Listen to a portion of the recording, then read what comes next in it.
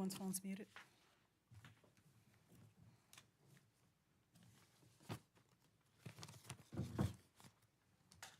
Okay, good evening, everyone. We're ready to begin tonight's Gardena City Council meeting for Tuesday, July the 23rd, 2024. Deputy City Clerk, will you call the roll, please? Mayor Serta, Here. Mayor Pro Tem Henderson, Here. Councilmember Tanaka, Here. Councilmember Francis, Here. Councilmember Love. Here. All members are present. Okay, thank you. So tonight, we did not have closed session, so we're going to go ahead and go on to our Pledge of Allegiance. Tonight, it will be led by two students from Gardena Senior High School, Ureski Gonzalez and Angela Arredondo. Immediately following that, we will have our invocation led by Elder Sally Quaresma. So at this time, everyone, please stand, and if our pledges would come forward.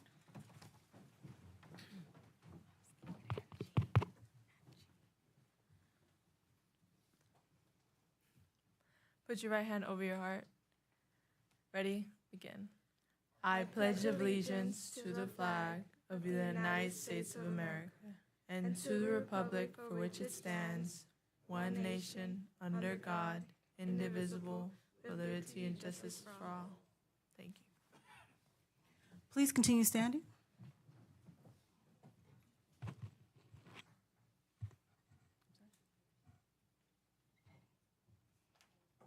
If our invocator can please come forward.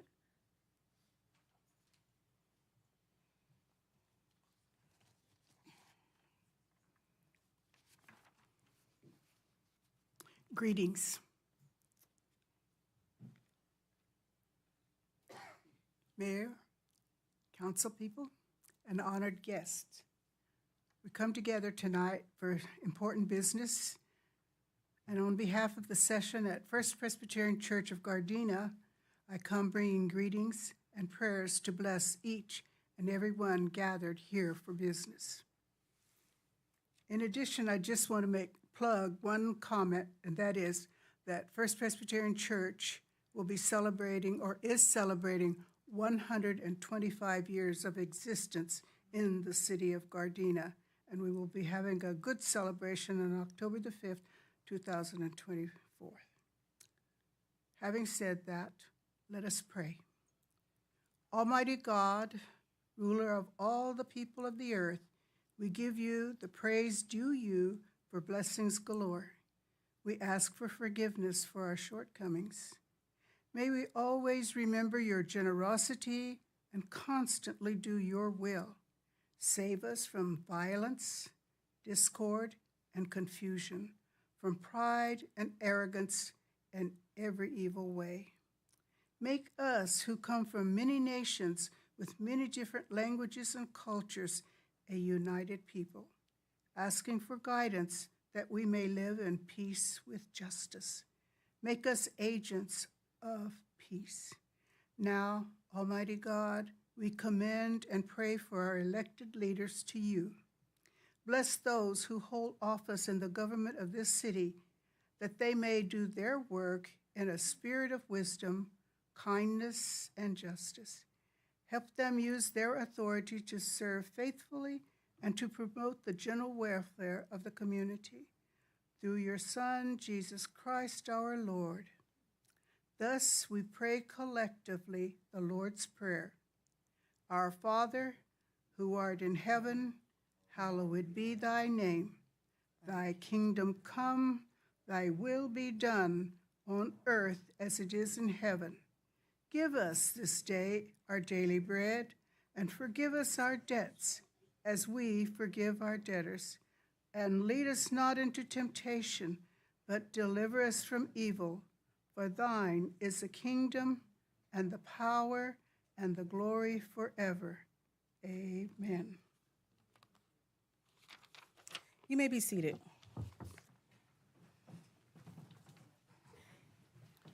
If I could have our two pledgers come back to the front again. So tonight's Pledge of Allegiance was led by two students from Gardena High School. I'm sorry. Tonight's Pledge of Allegiance was led by two students from Gardena Senior High School, Ureski Gonzalez, who is in the 11th grade, Urinsky is starting her third year in JROTC. She's an active member of the Color Guard and the battalion staff. One of her goals after graduation is to become a nurse in the U.S. Army. So, Urinsky, can you tell us who you brought with you tonight? Was it mom, dad, your teacher? Just Sergeant Pitt. Just Sergeant, where is he? Right there? Let's give him a round of applause for coming out and joining you tonight. Thank you. And is there anything you'd like to say? No? That's okay. Thank you. Also, we had Angela Arredondo, who was also in the 11th grade. Angela is also a third-year JORTC cadet. She plans to become a medical doctor or a U.S. Army chaplain. And can you tell us who you brought with you tonight? I didn't bring anyone special, but he is very special to me, and Sergeant Pitts. Once again, thank you again. Give him one more round of applause. Okay. And is there anything you'd like to say? Thank you for this opportunity, and we really appreciate it. Thank you. Okay. Well, thank you guys both. You guys did a great job in leading us. Good luck in your future endeavors, and we hope to hear more good news about you coming back. All right. Thank you again. And if we could have our invocator come back to the front as well. Tonight's invocation was led by the ruling church elder, Sally Charisma, from First Presbyterian Church of Gardena, which is located at 1957 West Redondo Beach Boulevard, and that's in Gardena. Mrs. Sally Charisma is currently the ruling elder, the clerk of session at the worship coordinator and First Presbyterian Church of Gardena, where she's been an active member since 1974. Mrs. Charisma is a Native American, Cherokee, widow, and a retiree from the Presbyterian Church USA. In 2014, as a Native American Congressional Enhancement Staff in the Racial Ethnic Ministries, she received training as commissioned lay pastor from Dubuque, not Dubai, I think it's Dubuque Seminary. Dubuque, thank you. Dubuque Seminary. Prior to that, she worked at the Southern California Indian Center Incorporated, a community-based organization providing multiple services for Native American in Greater Los Angeles and Orange County. Also, First Presbyterian Church of Gardena has not had an ordained teacher elder since 2020. The ministry offers weekly Sunday services at 10 a.m. with teaching elders in Presbytery of the Pacific providing worship leadership. The church was originally organized as Moneta Presbyterian Church in 1899, with a name change to First Presbyterian Church of Gardena in 1955. Would you like to say anything? Just that we're going to be we are 125 years old. We're still a presence on the corner of Gramercy and Redondo Beach Boulevard, and our doors are open on Sunday for sure, because we're not there usually during the rest of the week because of lack of leadership in that particular area. So thank you very much. I appreciate your giving us the opportunity to be here. Thank you. Okay, thank you. Please give her a round of applause. So next we have a presentation. Under presentations, we have a resolution celebrating the 50-year anniversary of the Gardena-Watabampo Sister City relationship. We don't have any members present, but I know they're watching online. They already went back to Mexico, and so I'm going to read the resolution as follows. It says, the 50th anniversary of the Gardena-Watabampo Sister City affiliation. Whereas the cities of Watabampo, Sonora, Mexico, and Gardena, California, USA, joined hands as sister cities through the People to People Sister City International Program on the 9th day of October, 1973.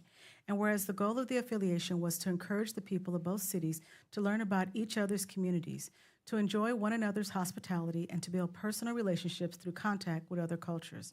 And whereas since their affiliation, the people of both cities have experienced a growth and a bond of friendship and mutual understanding, and have expanded the ideas of people-to-people program through continuous home hospitality and staff and adult cultural exchanges. Whereas both cities not only seek to maintain their strong relationship, but wish to increase the exchange of knowledge, broaden their mutual understanding, and continue to build lasting friendship. So at this time, we resolve that Watabampo, Sonora, Mexico, and Gardena, California of the United States of America take pride in celebrating 50 years of Sister City affiliation, and furthermore, by reaffirming the affiliation, pledge to each other, and continue building relationships of peace, harmony, friendship, understanding, and mutual respect and admiration. So please, let's just give them a round of applause for 50 years.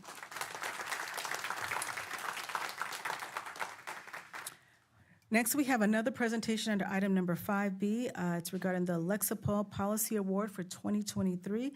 Tonight, that is being presented by Teresa Mazza, but first, we're going to hear from our chief. Madam Mayor, members of City Council, it's an honor to be here tonight. It's an honor to receive the award, the Lexipol Award for Policy this year. And we have Lexipol Representative Teresa Mazza, as well as Captain Todd Fox, who's responsible for our policies. So Teresa. Good evening.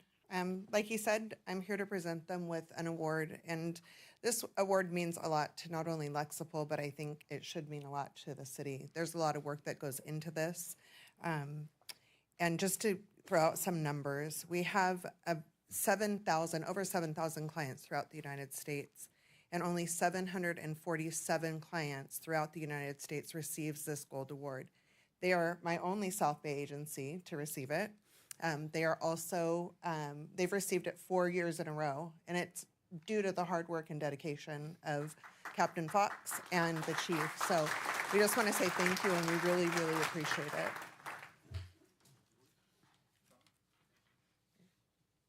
Thank you, Teresa. Thank you, Teresa. Thank you, Council.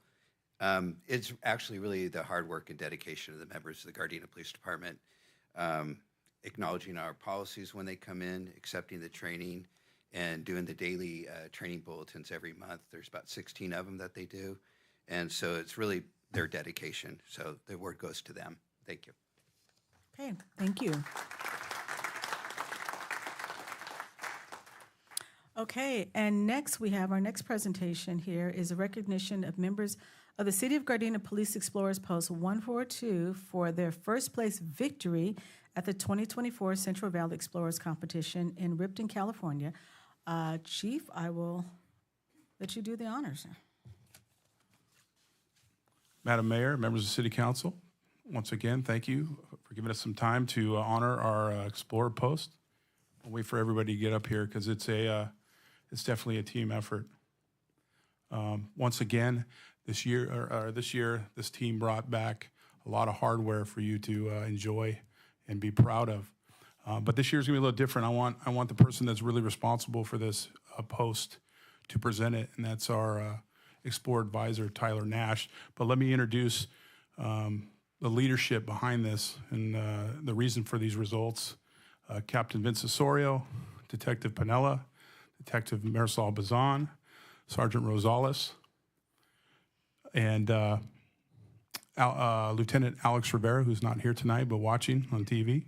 We thank him for his leadership and dedication. So, Tyler. Thank you, Chief. Thank you, Mayor, members of the City Council, City Manager, for allowing me to speak tonight. It's always an honor to speak in front of you guys. And first, I'd like to thank you guys for your guys' continuous support of our Explorer program. It truly means a lot to us that we have your guys' support. So I'm going to talk about how we did at the 2024 Central Valley Explorer Competition. In the weekend of June 21st to 23rd of this year, we drove to Ripon, California, which is over 300 miles away, north of Fresno, to compete against 35 other police explorer programs from across the state. Proud to say that through all their dedication and hard work, we placed in 6 of the 15 events that range from DUI investigation, domestic violence, officer down, active shooters, hostage rescue, and many others. And for the second year in a row, we claimed the first overall trophy. Yeah. So that first place is very big, and it's very, very meaningful to us. It shows that our kids worked very hard, and they have the determination to do anything that they can. And for those who don't know, to train for this competition, we train pretty hard.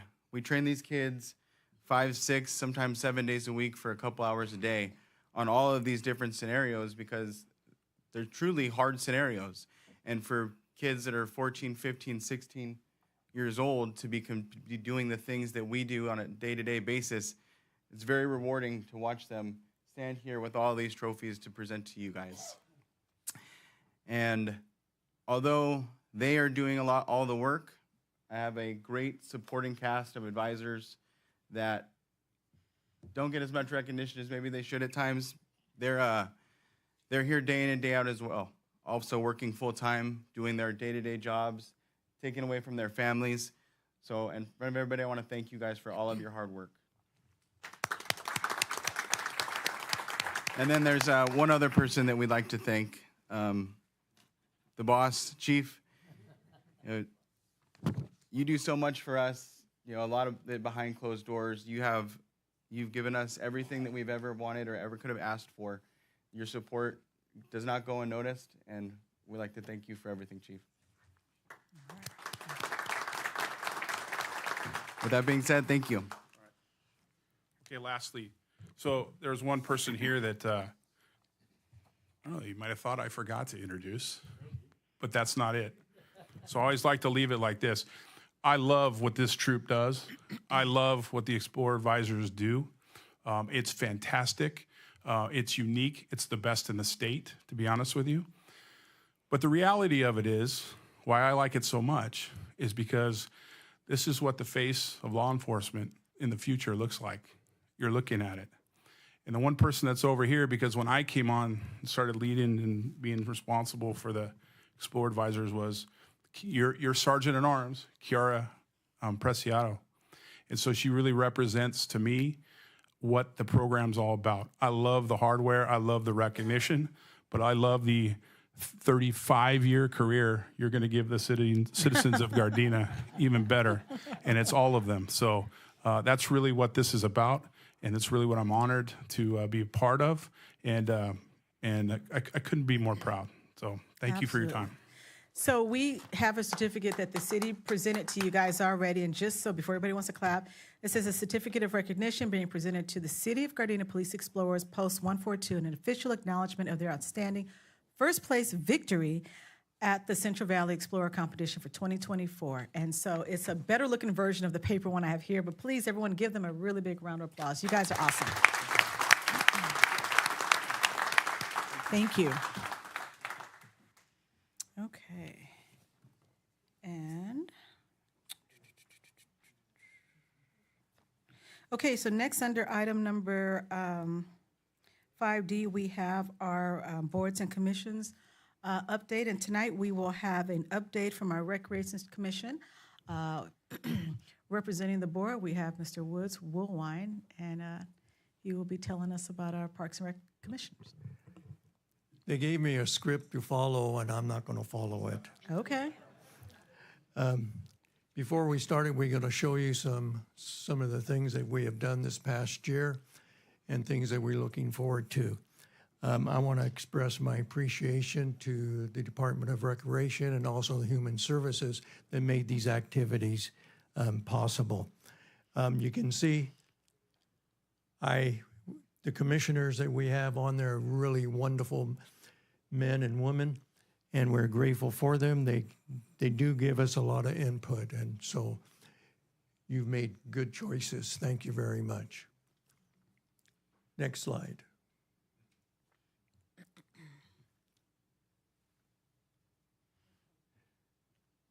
Good.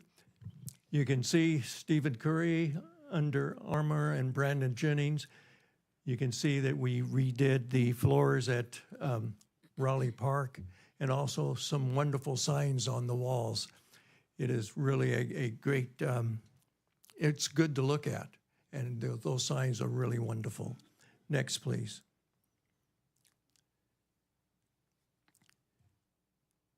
We completed the master plan, and we will have a slide, but the most important thing in the master plan is that people want the pool done. And my understanding that it will be done in the year 2025, next year. And that will be a great addition to the city. Next, please. We added some activities. Dia de los Muertos celebration.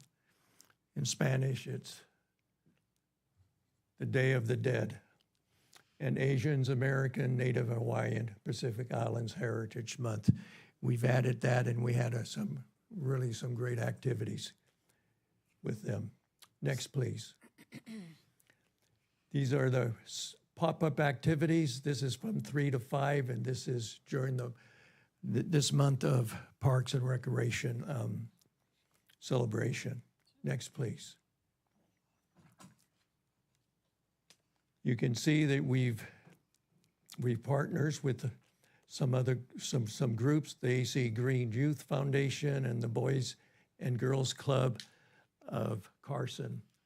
And one thing I like about the robotics is that my grandson competed in the robotics when he was in high school. So that is a great program.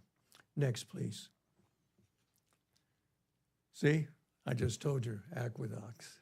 That's one of the things that people really want in the city. And also my understanding that we will tear down the building in Fukai Park and put a new building in. And that should be a great addition. Thank you.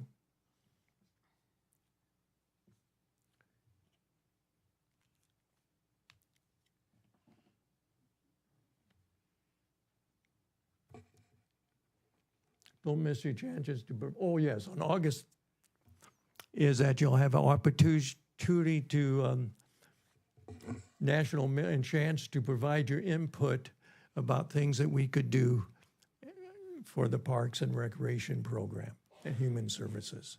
Next, please. Coming events, you can follow on social media. Just for your information, this Saturday at 5 o'clock is my understanding. There'll be a bash, country bash, out in the, just outside. Come, it should be a lot of fun. We'll be dancing if you want to dance or just sit back and listen to music. I want to thank you for this opportunity to be here and to make this presentation. I'm willing to answer any questions. I might not have the answers, so I will just, but you can ask. Okay. Does any member of the council have any questions or comments at this time? No? If not, okay. Councilmember Francis? Chairman Woodline, how long have you been, I think you're the longest serving commission, chair of a commission? In the city of Gardena. In the city of That Gardena. is How many correct. years is that now? This April 2025, it will be 40 years. Wow. Thank you for your service.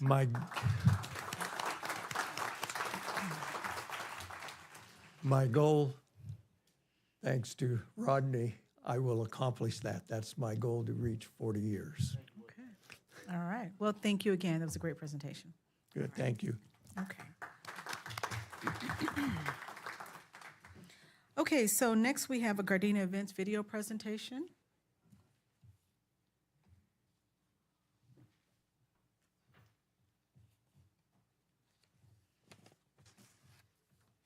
You know what, until that comes up, let me just do a little quick housekeeping here. So tonight, if you'd like to participate in the meeting, you can participate, excuse me, via the following options. The first way is you can view our meeting live on Spectrum Channel 22 or online at youtube.com/City of Gardena. The second way you can participate is prior to the meeting, you can email our Deputy City Clerk at publiccomments@cityofgardena.org by 5 p.m. on the day of the meeting and write public comments in the subject line. And the third way is you can attend in person, as all of you are doing. If you have a public comment, the City Council will hear from the public on any item on the agenda or of interest, even if it's not on the agenda at the following times.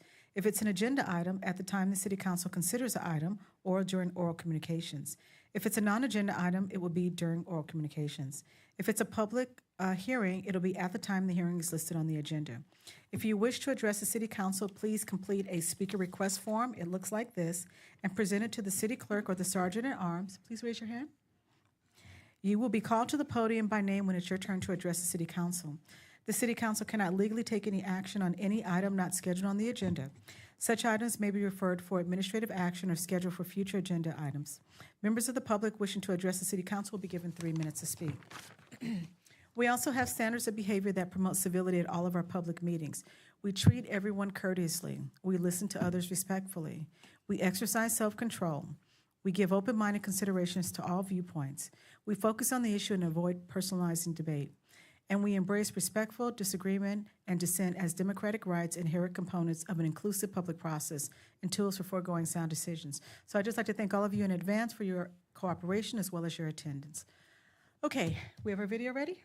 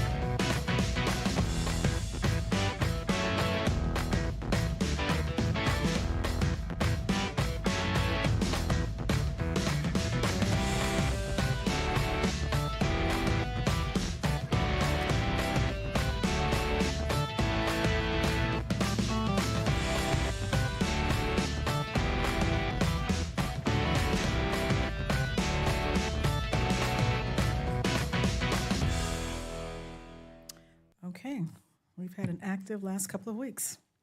Okay, so next we're going to move on to our Parks and Rec proclamation. Is Stephanie here to accept it? Oh, yeah. Oh, you can come on up with Stephanie if you like. She's here, though. Okay, so I'm going to read the proclamation as follows. Whereas the month of July has been designated as Parks and Recreation Month in California and throughout the United States, and this special month has been celebrated for the past 39 years. And whereas our nation is fortunate to have a wonderful variety of parks that provide countless recreational opportunities for our citizens and for visitors from around the world. And whereas parks, open spaces, playgrounds, and communities and cultural centers also make communities attractive and desirable places to live, work, play, and visit, and contribute to their economic vitality. Whereas parks, recreation activities, and leisure experiences provide opportunities for young people to live, grow, and develop into contributing members of society, and further create create liveliness and opportunities for continuous life experiences for older Americans of communities as well. Whereas it is fitting that the dedicated work of parks and recreation professionals and volunteers at all 6 Gardena Beautiful Parks, as well as the Naco Community Center and Rush Gym, be recognized for their positive contributions to individual families, groups, and the entire community, bringing fun, good health, and enhanced quality of life. So at this time, we proclaim July 2024 to be Parks and Recreation Month in the city of Gardena with the 2024 theme, and urge our citizens to participate participate in and support the many recreational and leisure activities that are offered by the City of Gardena and enjoyed at all the parks and recreational facilities throughout our community. Stephanie, would you like to say anything at this time? Sure. Is it on? It's on. Okay. Well, thank you, Mayor and members of the City Council for this award. As Woody just reminded me, this is my 5th, but this is his 40th proclamation. 39 years. 39 years. 39 so I have a years. long ways to go.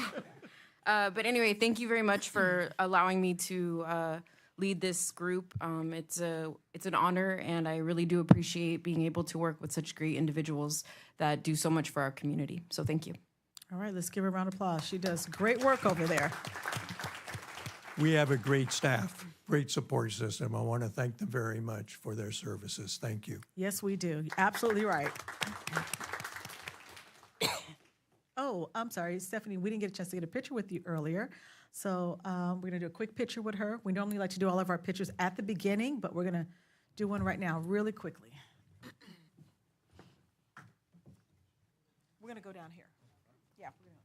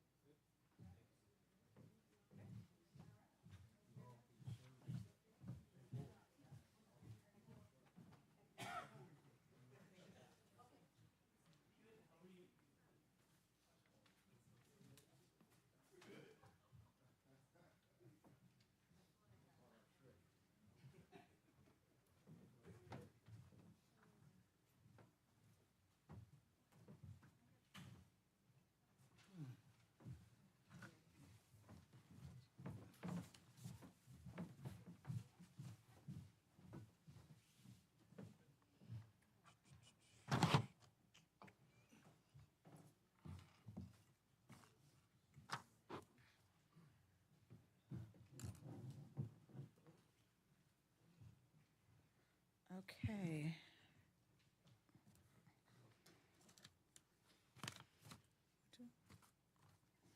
Mayor, may I? Yes. So, as you know, we've been recruiting for a community liaison officer for quite some time now. We were having difficulty looking for the right person. I'm happy to say and announce that we have found a person that we think is going to be a good fit for the city of Gardena. She is here tonight. If you don't mind me introducing her, so the council and the rest of the community can meet her. I mean, she's going to be attending all of our 1,000-some-odd events. You might as well meet her. So I'd like to bring up Audra Lowe. Audra, would you come up? Okay. While she's doing that, let me say a few words, her bio. So Audra is an Emmy-nominated television broadcaster, producer, media trainer, journalism professor, and lecturer. She has over 20 years experience in local television news, including CNN, Fox Sports, entertainment, and lifestyle TV from LA to New York City, and briefly in Chicago. Her interviews range from the NBA draft, former President Bill Clinton, and former Secretary of State Condoleezza Rice, and hundreds, if not thousands more, of celebrities that could fill what she refers to a thick tell-all book. We're working on that. Maybe I can take a look at that. She has hosted TV boot camps and an advisor for the Sports Industry Academy and other nonprofits dedicated to exposing youth to careers in sports and entertainment. She went to UCLA and UCSB, where she served on the Alumni Association Board of Directors. Her hobbies includes community service, NASCAR, and racing cars. I'm not sure if this is legal, to take over or whatnot, but hopefully not. Keep it legal. In interior design. She's an LA native whose first fireworks show as a kid was at Raleigh Park. Hopefully legal as well. It was. She's a wife, mom, and excited to bring much love of communication to the city of Gardena. Okay. Thank you very much. Thank you very much, Clint. Thank you all very much. It's an honor and a pleasure to be here, and I'm hoping to turn the "we hope" into "we know" for sure. I've only been here for a couple of weeks. It truly is an honor to be able to make the transition from television and broadcasting to working here and serving the community and learning how everything really works and just kind of bringing in a different type of creativity. I really appreciate everyone's hospitality. And really the main goal again here is to just try to streamline and polish the communication that we have. I'm amazed at how much has been done already without someone in my position here. I truly am, because this is not easy to do. But everyone's taken on a huge job, and I'm hoping to take some of that pressure off, help polish our communication through the city, and make things smooth and make this a great transition. And again, most of it's legal. So you see me in the parking lot trying to get a parking space. But thank you very much, and I appreciate the honor. Okay, thank you very much.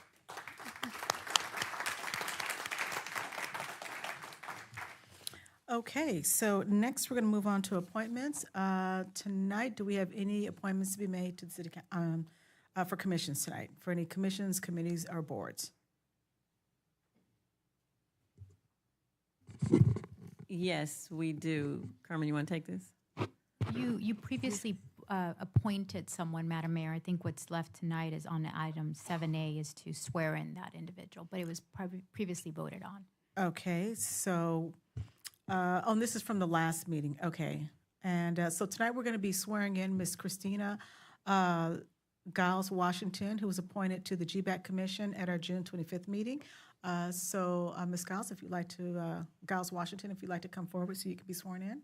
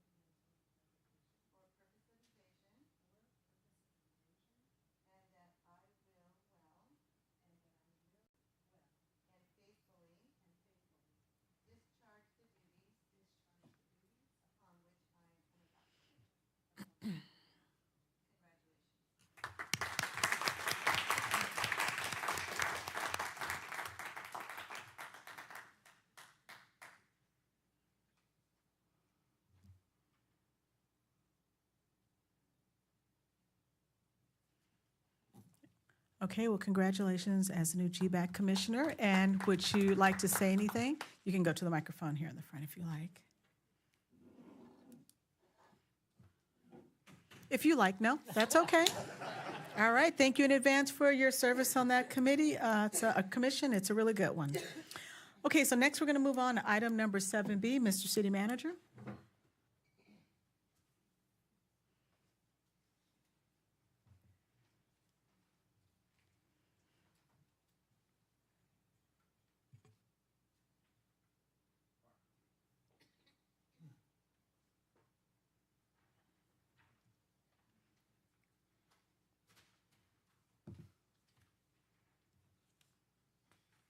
Mayor Serta, members of the City Council, agenda item 7B is appointments. Reorganization of the City Council, selection of Mayor Pro Tem. Tonight, we're going to be selecting a Mayor Pro Tem to serve from July 2024 to July 2025. Mayor Pro Tem appointments are rotated annually. A list of the names of the City of Gardena council members who have served in the position of Mayor Pro Tem from April 1956 to July 2024 has been provided to you in your agenda packet. Council members selected to serve will be seated as Mayor Pro Tem at the August 13, 2024 council meeting. Copy to council policy number 97-30, council bench. Seating is also attached in your packet for your convenience. Okay, thank you. Deputy City Clerk, do we have anybody from the public wishing to speak on this item? No, we do not, Madam Mayor. Okay, so at this time, I'm going to go ahead and take motions for the position of Mayor Pro Tem. And at this time, I'd like to make a motion to nominate Councilmember Rodney Tanaka. Is there a second? I'll second. Okay, Madam City Clerk, there was a motion made by myself and a second by Mayor Pro Tem. Will you call the roll, please? Mayor Serta, Yes. Mayor Pro Tem Henderson, Yes. Councilmember Tanaka, Yes, thank you. Councilmember Francis,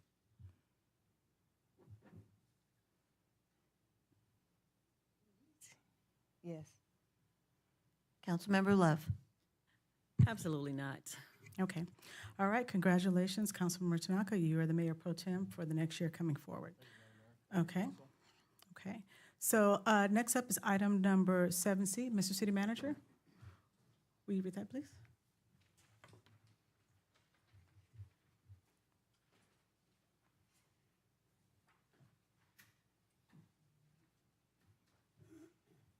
Mayor Serta, members of the City Council, agenda item 7C is appointments, reorganization of council assignments of delegates and alternates to outside city committees. What's required tonight is approve council assignments to outside city committees. A list of current council delegate and alternate assignments to outside city committees is provided for council consideration.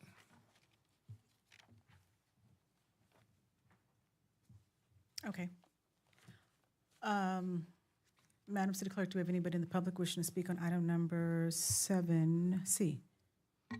No, we do not, Madam Mayor. Okay. Does any member of the council, well, let me just start with this. Is everybody happy with the current assignments that we have right now? You have a comment, Mayor Pro Tem? No, I was just going to respond. I'm fine with my council or committee assignments. Okay. If everybody is happy with their assignments, we may not need to move them around. Just wanted, Councilmember double check, Francis? the ones, you mean the current? The current assignments that we currently all sit on right now in the commissions. And for the public, just so you know, these are some of the different committees and commissions that we sit on outside of our current city council positions, where we represent the city of Gardena at various things for out of all 88 cities within the county of LA. So is everybody okay with their assignments? That's yes. I guess there's no no's. Yeah. Okay, okay. Yes. Everybody's good with that. We don't need to take a vote on that, Carmen, right? There's no motion for that. We can leave them as is. Just let's make a motion, formal motion, that all assignments shall remain as is Okay. for the incoming. Okay, for the new year. Yeah. Got it. Okay, so at this time, can I get a motion for all the council members to accept the current assignments as well as, looks like the, and their alternates positions as well? I'll move that. Okay, So I have a question about alternates, if you're going to go there with Okay. that. I noticed that Councilmember Francis has no alternate positions. Is What that is- correct? What is alternate, what do you mean by alternate position? Well, it says that we all have council alternates. Your position has none. And I know you're the vector representative. hold on one second, I'm sorry. There's a mistake on here because you are an alternate for me on sanitation, so there must be a mistake on here. I am? You Yeah, are. You're missing some stuff on here. I'm sorry, you know what? I know for a fact you're my alternate on sanitation. When does sanitation meet? It meets on Wednesdays. I'm saying it's been the But you're past an year. alternate, so if the mayor cannot attend, she would ask you to attend as an alternate. But I'm saying you've already been my alternate. I'm saying there must be a typo on So here. there's nothing here. Oh, well, I didn't do, but I've always been your alternate. You've always been my alternate since Okay. you've been on. I guess I'm just saying my question is maybe to our city clerk. I think we just have a typo here, only because I know because you've been my alternate for the past year. So in the event that I can't make it to a meeting, so I think that's a typo. Okay, I'll be sure to let city manager's office know.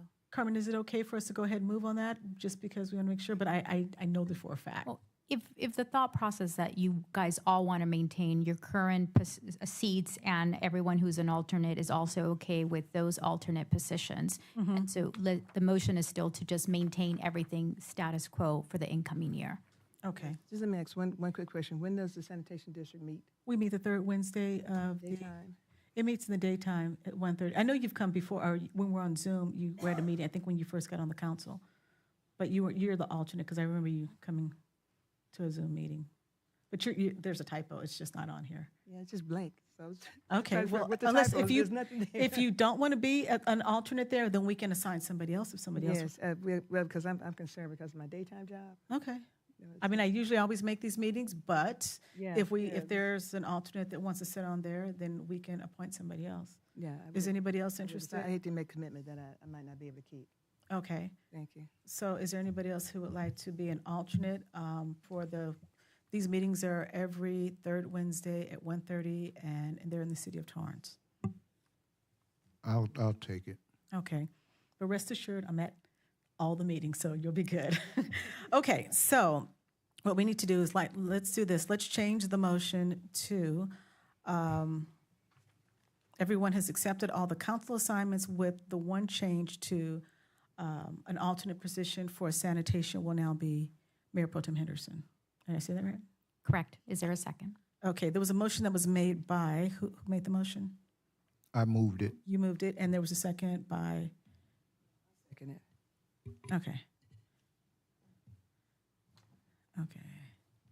Did you finish getting your question answered? I'm sorry. Well, my question, I guess, would be is there, so I don't know what positions she has as an alternate. Okay, well, aside from that typo, I know it was sanitation was one. But you can attend evening meetings? Yes, the situation with the sanitation, and Mayor always makes me, she's never missed that meeting, but the situation is I'm a classroom teacher, and at that hour, daytime hours, I'm in a classroom. Okay. So now if it's in the afternoon, after 2:30, 3 o'clock, I'm pretty good with, but any. Madam Mayor. Yeah. Other than that, Okay. that was my reasoning. I could also propose if you guys want to continue the item to the next agenda, and then we can provide a schedule and double check on that typo that you mentioned. That's also an option for the council.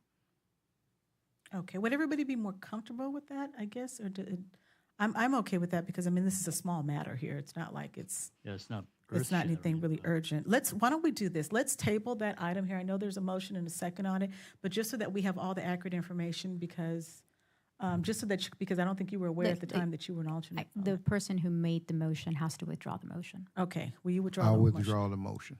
Do we need to second the withdrawal of the motion, or no? Has the power to withdraw the motion. Okay, so we're going to table item number 7C at this time. Can I get a motion to table the item? Can we get a motion to table item number 7C? I move we table item 7C. I'll And- second. Okay, so Madam City Clerk, there was a motion made by Mayor Pro Tem Henderson and a second by Councilmember Francis. Will you call the roll? Mayor Pro Tem Henderson, Yes. Councilmember Francis, Yes. Councilmember Tanaka, Yes. Councilmember Love, Yes. Mayor Serta. Yes. Okay, so next we're going to move on to our consent calendar. Madam City Clerk, do we have anybody from the public wishing to speak on any of the items? I think I have one person. Yes, we so do, far. Madam Mayor. Okay, I have the one item here. Is there anybody else? Okay, No. we do have somebody who wants, oh, give me 1 second, I'm gonna get right to you. We do have one person who would like to discuss item number 8H from the public, so I'm gonna make a notation of that. And does any member of the council have any items that they would like to discuss separately? I do, Madam Mayor. Okay, Councilmember Francis? Item 8H. Okay, that's already gonna be pulled. Thank you. Okay, anybody else? If not, can I get a motion to approve the consent calendar with the exception of item number 8H? So moved. Is there a second? Second. Okay, Madam City Clerk, a motion was made by Councilmember Tanaka and a second by Mayor Pro Tem. Will you call the roll, please? Councilmember Tanaka, Yes. Mayor Pro Tem Henderson, Yes. Councilmember Francis, Yes. Councilmember Love, Mayor Serta. Yes, item number 8H. let's see. Let's bring up Salvador George. I believe you had a question regarding this item here.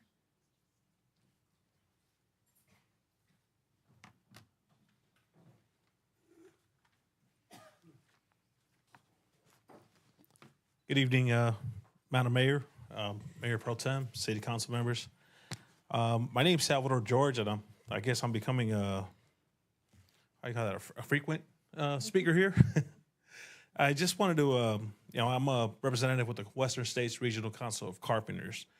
And I'm here tonight, on behalf of the union carpenters and our carpenters from Gardena and the surrounding communities, just to say thank you and extend our deepest gratitude for passing the transparency ordinance. This ordinance will prevent cheating contractors who exploit our local workforce from working in the shadows. For too long, we have seen the negative impacts of contractors operating in the shadows negatively impacting our local workforce and their families. So on behalf of the union carpenters, thank you once again for your leadership and taking the crucial steps towards a more open and just Gardena. And I'd just like to add that this Saturday, the 27th, we do have another boot camp for anyone in the community that would like to come out and try out to become join our pre-apprenticeship program. So I'm joined here today by a lot of our carpenters that are already on the field, and some of our carpenters that are pre-apprentices and currently in the program will be graduating a week Thursday. So from Thursday, a week from Thursday. I'd like to also point out that one of them was hired today and will be starting off on the 29th of this month. It's a great opportunity to bring our youth from the community and give them a chance. It's it's a good career with good wages, good benefits. So thank you once again, and I'd like to appreciate everyone here for working together and making that happen. Thank you again. Thank you. Thank you. Okay. Councilmember Francis, you had a comment or question? I have a question.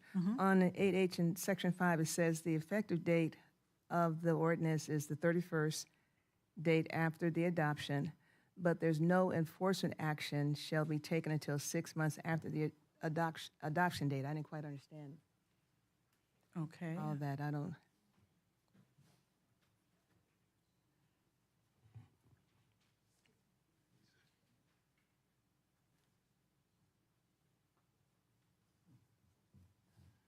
Good evening, Mayor and council members. All ordinances take effect on the 31st day after adoption, so that's the first part of that. As to the second part for not having enforcement go into effect for 6 months, that's in order to provide a learning curve time for people in the community, so they are aware of what the new requirements are and go out and do education. Okay, so for so anything after the 31st, you say learning for the community. Which community are you referring to? Are you talking about contractors, or I'm just make sure to that contractors to go out and inform people who are doing this work that they have to comply with these new requirements. It also gives the city a chance to update their forms to comply with the requirements. So those contractors that don't meet the requirement, they're going to be allowed to work during those 6 months, or is this like a grace period, I guess, or is if you have a law, it seems like it should go into effect as I don't quite understand why. Is this something that I just want to understand if I think the policy call of staff in drafting this was that it would be kind of like a grace period to educate everybody as to what's required. Okay, so just one more quick question. So after this grace period, this 6 months, if anybody, this folks that come in after that, or those folks that are working those 6 months, are they going to be required to go back and get their paperwork in order? Or they'll just get to do without the ordinance? We require. You understand what I'm trying to say. So Yeah. say. So yes, this is intended to be a grace period where we're able to educate the contractors as they come to the counter that, hey, we have this new ordinance in place. You're going to start having to provide list of your subcontractors. You're going to have to provide reports on any violations, labor compliance violations. And so we usually have the same number of same contractors come to the city. They get used to one city and they continue to do work here. So it gives us as staff an opportunity to start letting them know at the counter that, hey, this is a new requirement. So if you don't have this stuff, you need to start preparing to submit a list of contractors, all your violations, anything in accordance with the labor compliance ordinance. And then after that, so say what you're asking is, say on the third month, we issue a construction permit for an ADU or something that was greater than 20 units or greater than 20,000 commercial space, commercial. They would be issued their permits. They wouldn't be subject to, okay, it's been 3 more months, now you have to submit the proper documentation in accordance with our ordinance, because the permit would have already been issued at that point. We're not going to withhold the issuance of the permit. We're not going to withhold inspections. They apply during the 6-month grace period, and we'll continue on. But anybody applying after that 6 months, we would not issue any permits. Well, we would issue the permit. We just wouldn't allow them to continue working without submitting the list that we require. Okay, so I'm clear. During this 6-month period, they're like given time to get their paperwork together and all the lists together, and they won't be required to, and if they don't, at the end of the 6-month period, then the enforcement, if they don't do what they're supposed to do, then enforcement action will begin? Is that how I go? Or they don't have to, if they're in under the 6 months grace period, they don't have to worry about it? Correct. If they submitted for their permits, received their permits, they will continue on under our old, rules, which we don't have this ordinance in place. When the 6-month period ends, any contractor that comes to the counter requests to have permits issued for a residential or commercial project that meets those minimum criteria, they're going to have to provide all that information. Okay. Okay, are there any other questions or comments? If not, can I get a motion to approve item number 8H? Okay. Madam City Clerk, there was a motion made by Councilmember Love and a second by Councilmember Tanaka. Will you call the roll, please? Councilmember Love? Councilmember Tanaka? Yes. Mayor Pro Tem Henderson? Yes. Councilmember Francis? Yes. Mayor Serta? Yes. Okay. So next we have our Planning and Environmental Quality Commission. Absolutely. We have our Planning and Environmental Quality Commission action sheet. The July 2nd, 2024 meeting was canceled. July 16th, 2024 meeting, 1818 West Redondo Beach Boulevard, the Tire House, was discussed in relation to their progress report. And the Planning Commission motioned that this item will be continued and recommended that the staff monitor the business for compliance with the conditions of approval for a site plan review 4-15 by a 5-0 vote. Also, the July 16, 2024 meeting, workplace violence training was discussed. California's new SB 553 law requires all employers to establish a workplace violence prevention strategy and initiate training. Presentation was given by Risk Management Analysis, Tracy Jacob Strange, and the Planning Commission was trained on item SB 553, which is the Workplace Violence Prevention Strategy, and initiated training by Risk Management Analysis. So at this time, no action is needed regarding anything as it relates to the Planning Commission. And next up, we have oral communications. We have 3 speakers. We have, let's see. We have Chris Bennett,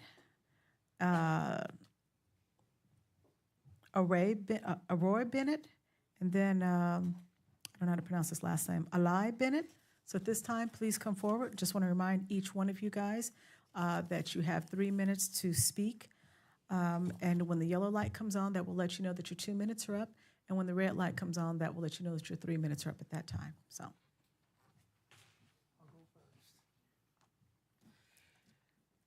Good evening, Council. My name is Chris Bennett. I'm the Block Club captain for the Casimir Gatekeepers Network Block Club. And I would like to express our deepest gratitude and appreciation to the Gardena Police Department for their exceptional service. We value the efforts from the Gardena Police Department with the illegal fireworks seizure that was announced on June 26. Our block club was impressed with the reported seizure of more than 75 tons of illegal fireworks that were confiscated by the Gardena Police Department.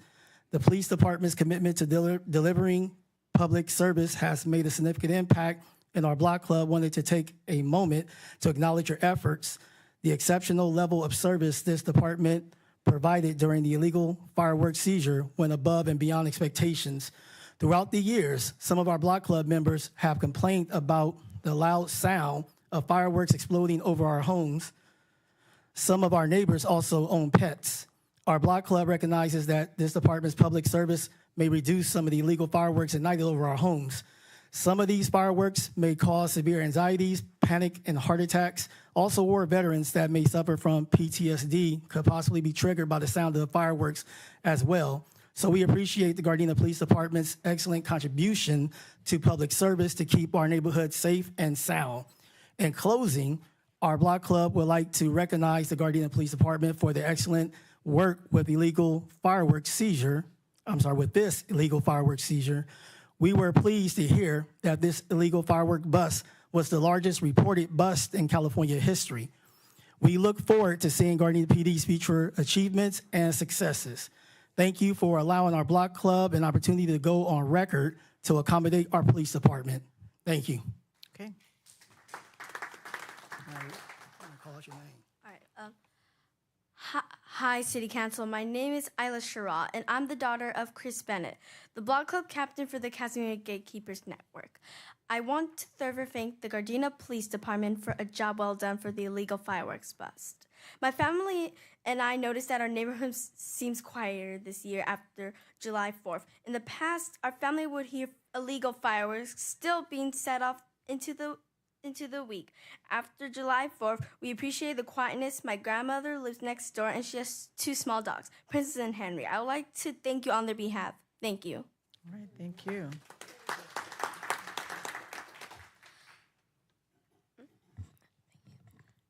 Hello, City Council and Mayor. My name is Arya Shara. I am the daughter of Chris Bennett, the block club captain of the Casimir Gatekeepers Network. I would like to thank the City Council for the improvements to the Gardena Direct app. My dad pointed out to our family that the city added service to the Gardena Direct app. My dad is happy that you create additional tickets through the app without having to call or visit City Hall in person. My dad believes that all Gardena citizens should be able to gather information or voice concerns about the city from the comfort of their homes. My family and I are happy to live in Gardena, where we have an app to service our citizens. Thank you for following me to our address council. Thanks, Arya Shara. Okay, thank you. Thank you guys for taking time to recognize our police department, and you guys have gotten big. I remember when you guys were really little, and now you guys are teenagers now, so thank you. I like that. Just one more thing about that Gardena Direct app. I do love the changes, the improvements that was made on the app. The only suggestion I'll add is that if there could be a directory, like from A to Z on that app, because to my knowledge, there's no directory to see all those new services that that app is providing now. So that's my recommendation. But thank you. Duly noted. The directors have heard it, so thank you again.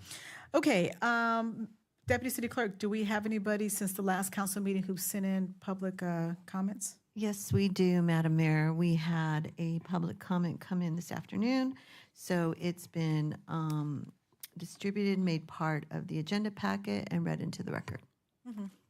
Okay, thank you. That being said, let's move on to item number 12A under departmental items. Mr. City Manager.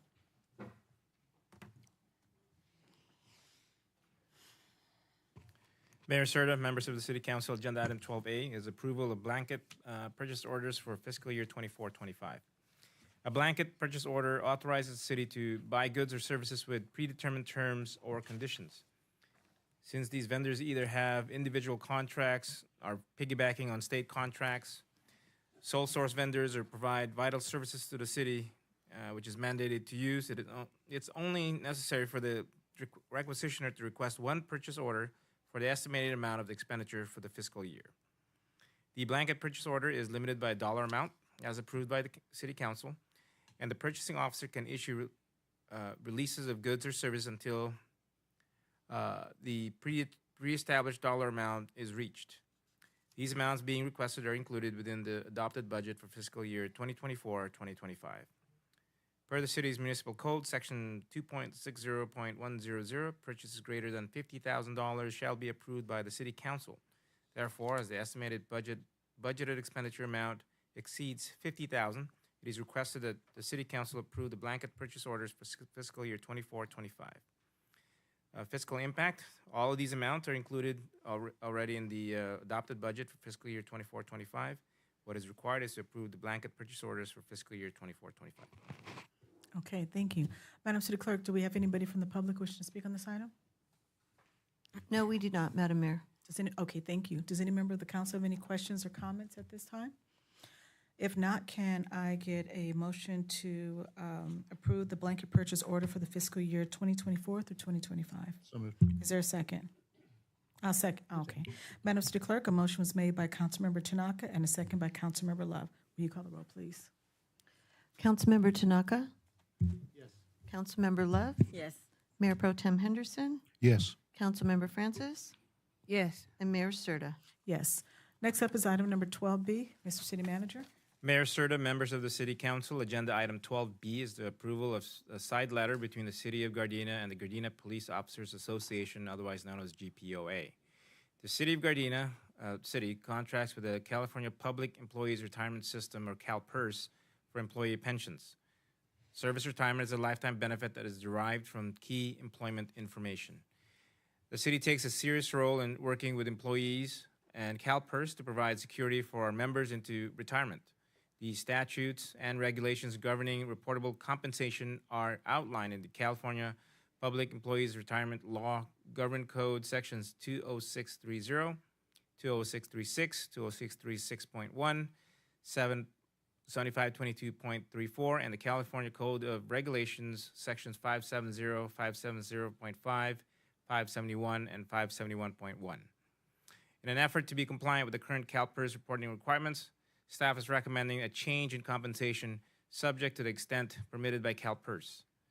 Council provided staff authority to negotiate a change in compensation in an effort to solidify reportable compensation for employees. Employees will accrue holidays at a rate of 13.33 hours per month for a total of 160 hours per year. Cash outs for CalPERS Classic members, holiday leave can be cashed out twice annually. Any remaining holiday hours will be automatically cashed out on the pay period that includes December 31st.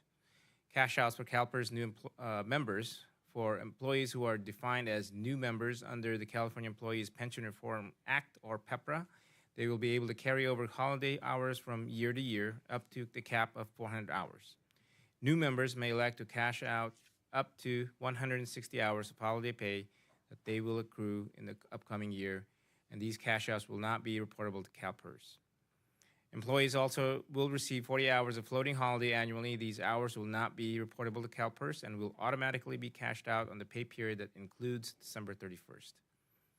The estimated annual net general fund expenditure of $220,405 is the financial impact. An estimated one-time accrued benefit liability stabilization fund expenditure of $1,271,893 for fiscal year 24-25, and an estimated one-time general fund expenditure of $252,992 for fiscal year 24-25. What is required tonight is to approve the side letter between the City of Gardena and the GPOA. Okay, thank you. Madam City Clerk, do we have anybody from the public wishing to speak on this item? No, we do not, Madam Mayor. Okay, does any member of the council have any questions or comments at this time?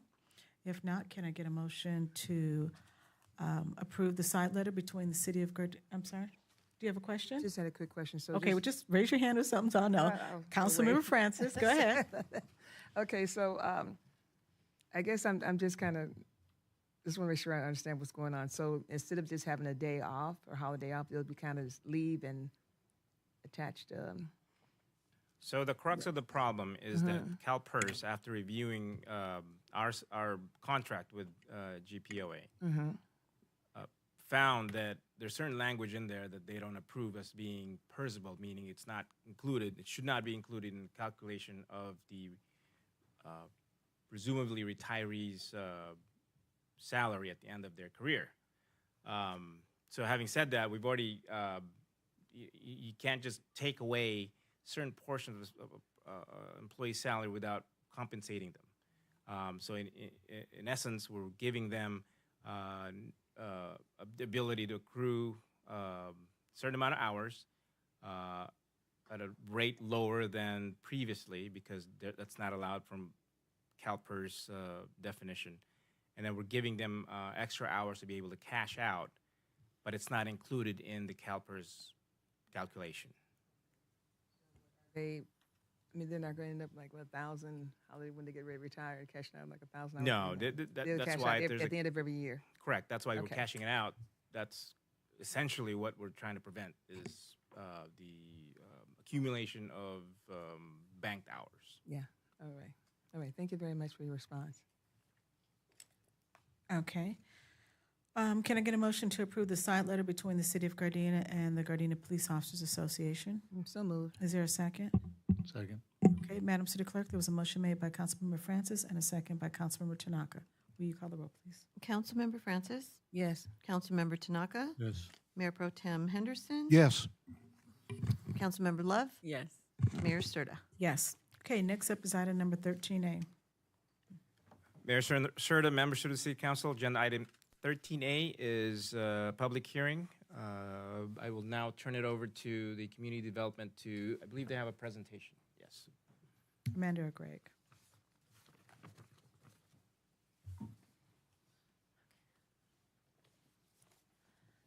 Thank you. Okay. Good evening, Madam Mayor, members of the City Council. Tonight I will be presenting the report that was prepared for this item in regards to the work that was done under the sixth cycle housing element and the sites identified for the city's projected housing growth for the 2021 to 2029 planning period. Tonight we'll also be joined by Starla Barker from the De Novo Planning Group. She assisted the city in preparing the environmental impact report in accordance with state regulations for tonight. She'll be doing a presentation on that as well.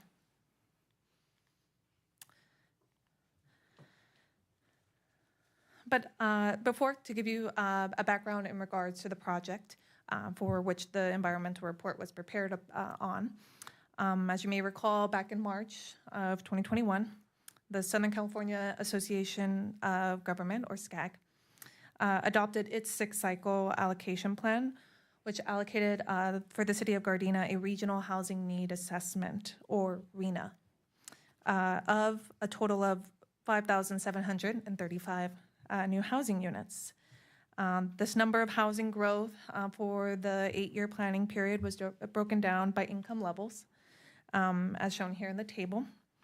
It was broken down to allocate for 1,485 units for very low-income households, 761 for low-income households, 894 units for moderate income, and 2,595 for above moderate income households. As a reminder to the council, to those in attendance tonight, the city's responsibility in the process for this plan was to plan for this amount of new housing growth allocated by SCAG for the 8-year period. There's no requirement, again, for the city to construct these number of units within that 8-year period. Again, the city's sole focus is to do the long-range planning process. The city's not in the process for construction.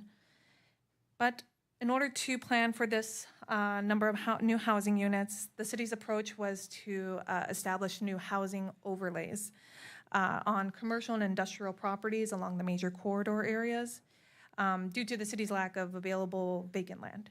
So looking at other sites along those major corridors, However, again, since those sites were previously developed, the city needed to provide an analysis to show the feasibility of those properties being redeveloped for housing in order to meet the proper analysis by the state's Department of Housing and Community Development.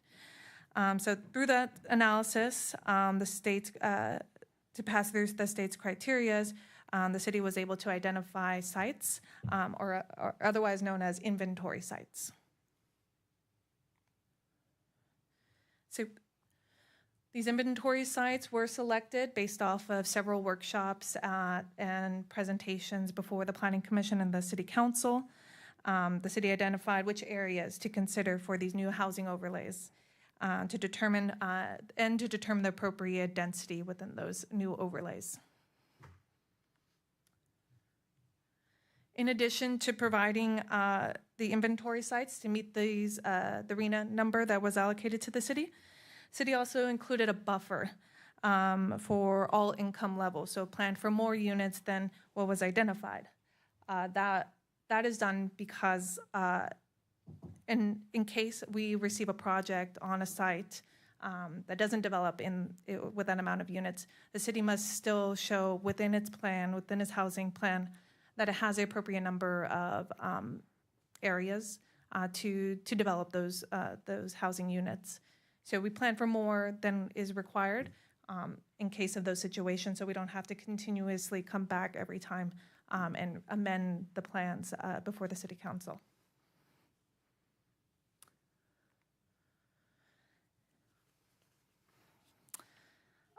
And if you recall, back in February of last year, in order to avoid any penalties or loss of grant money, the city, the staff brought before the council the six cycle housing element, and it was adopted and identified the final inventory sites, which consisted of 468 parcels to accommodate our allocation.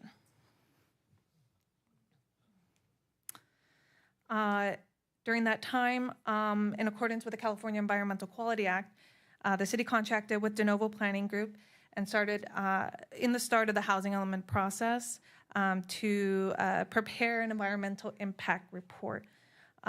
This analysis examined the new housing overlays for the inventory sites, as well as other parcels in the identified areas, in additional text changes throughout the city's policy plans.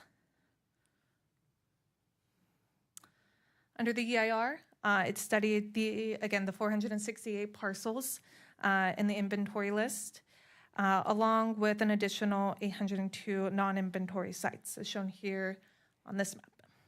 This final map here shows all the sites that were studied in the environmental impact report. Since the initial analysis for the proposed changes, the state legislature has enacted numerous additional housing bills, placing increasing burdens on local governments. In addition, Gardena's six-cycle housing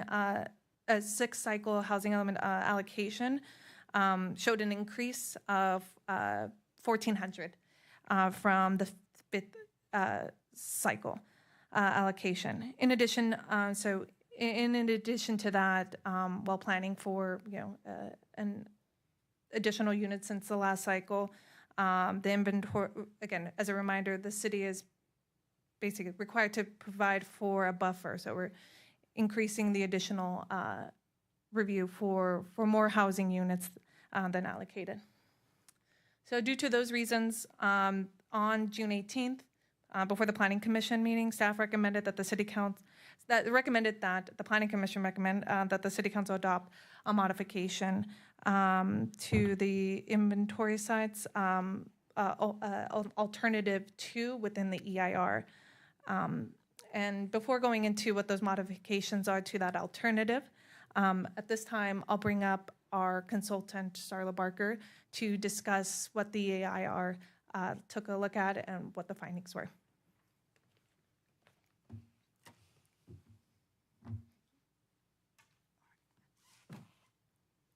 Thank you. Good evening. So as Ms. Acuna mentioned, I'm going to go through the CEQA process and kind of an overview of CEQA, the California Environmental Quality Act, the process that occurred with preparation of the Environmental Impact Report, or the EIR, for the project. So as you can see, this is an overview of the process where we initiated preparation of a notice of preparation, letting agencies and the public know that the city was going to initiate preparation of an EIR. So that was done back last year from April 13th to May 19th, 2023, provided the opportunity for agencies or the public to comment on what the scope or issues, environmental issues may be that they would like to see in the EIR. We had a scoping meeting on April 27th and then initiated that draft EIR preparation. The draft EIR was made available for public review for 45 days, the requirement from January 16th to February 29th of this year. And that provided the opportunity for people to comment on the draft EIR. After the close of that 45-day public review period, we initiated preparation of responses to comments, and I'll talk about that a little bit more. And what is considered the final EIR, your final EIR, is inclusive of the draft EIR that was made available for public review, as well as the responses, the comment letters, the responses to comments, any errata, and a mitigation monitoring and reporting program. We came to the Planning Commission as part of the hearing on June 18th, and then we're here this evening.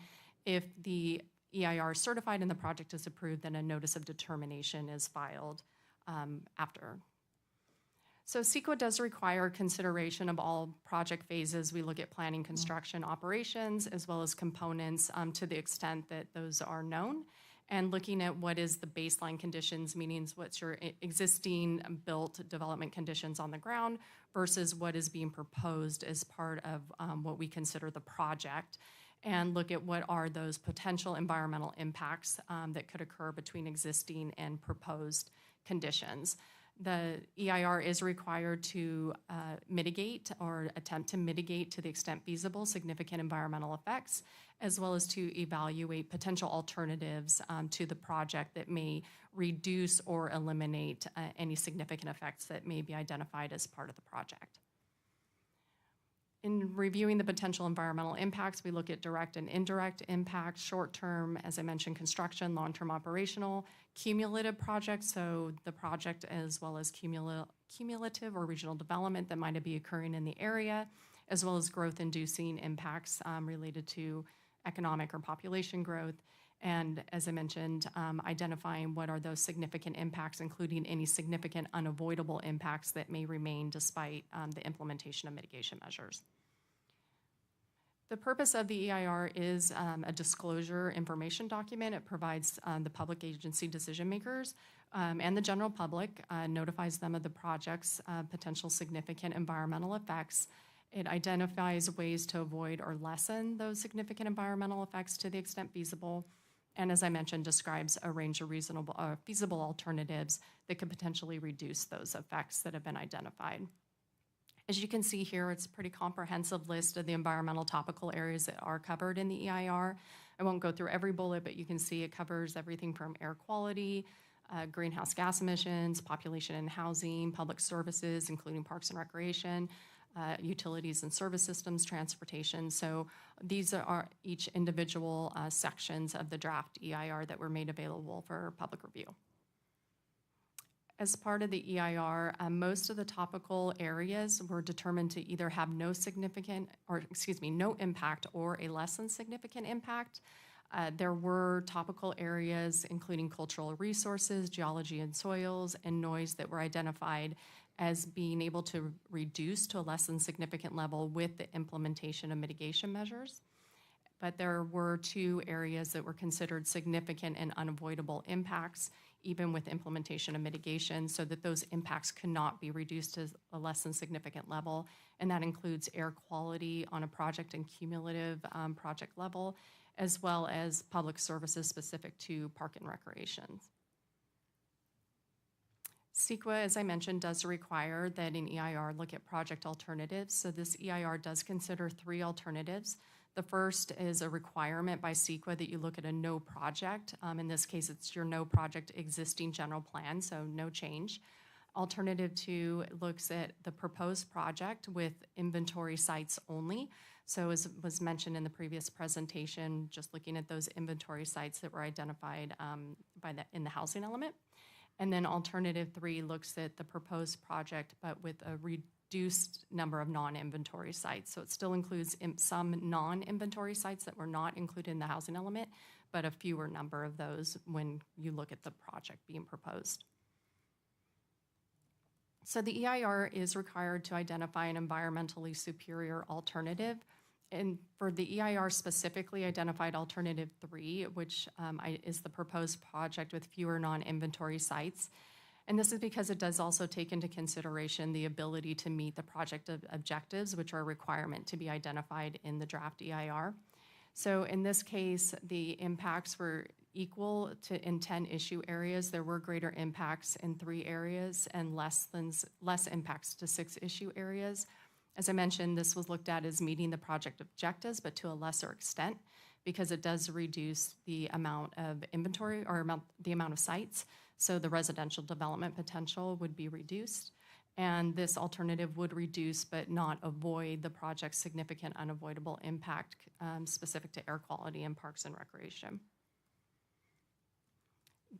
The city can find another alternative to be environmentally superior based on substantial evidence. In this case, alternative 2 and 3 were really similar in terms of the environmental impacts and the ability to reduce the environmental impacts.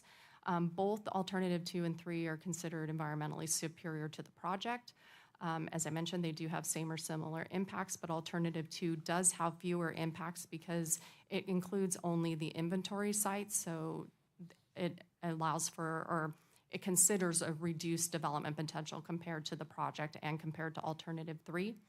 Alternative 2 does meet the project objectives, but again, just to a lesser extent with a reduction in residential development. And alternative 2 was found to be consistent with the general plan housing element. As mentioned, it does provide for the inventory sites.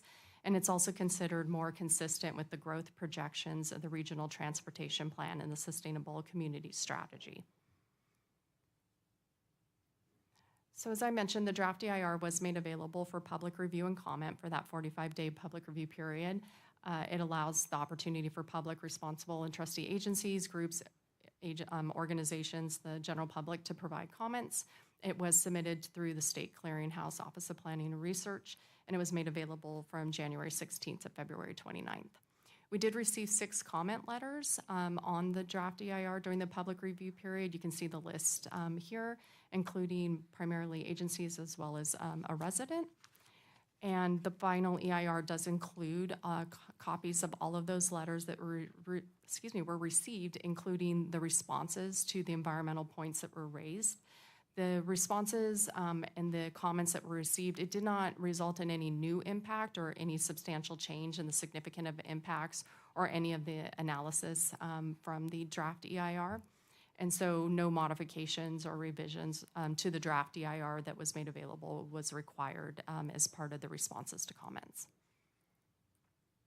And that concludes my portion of the presentation. Okay, thank you.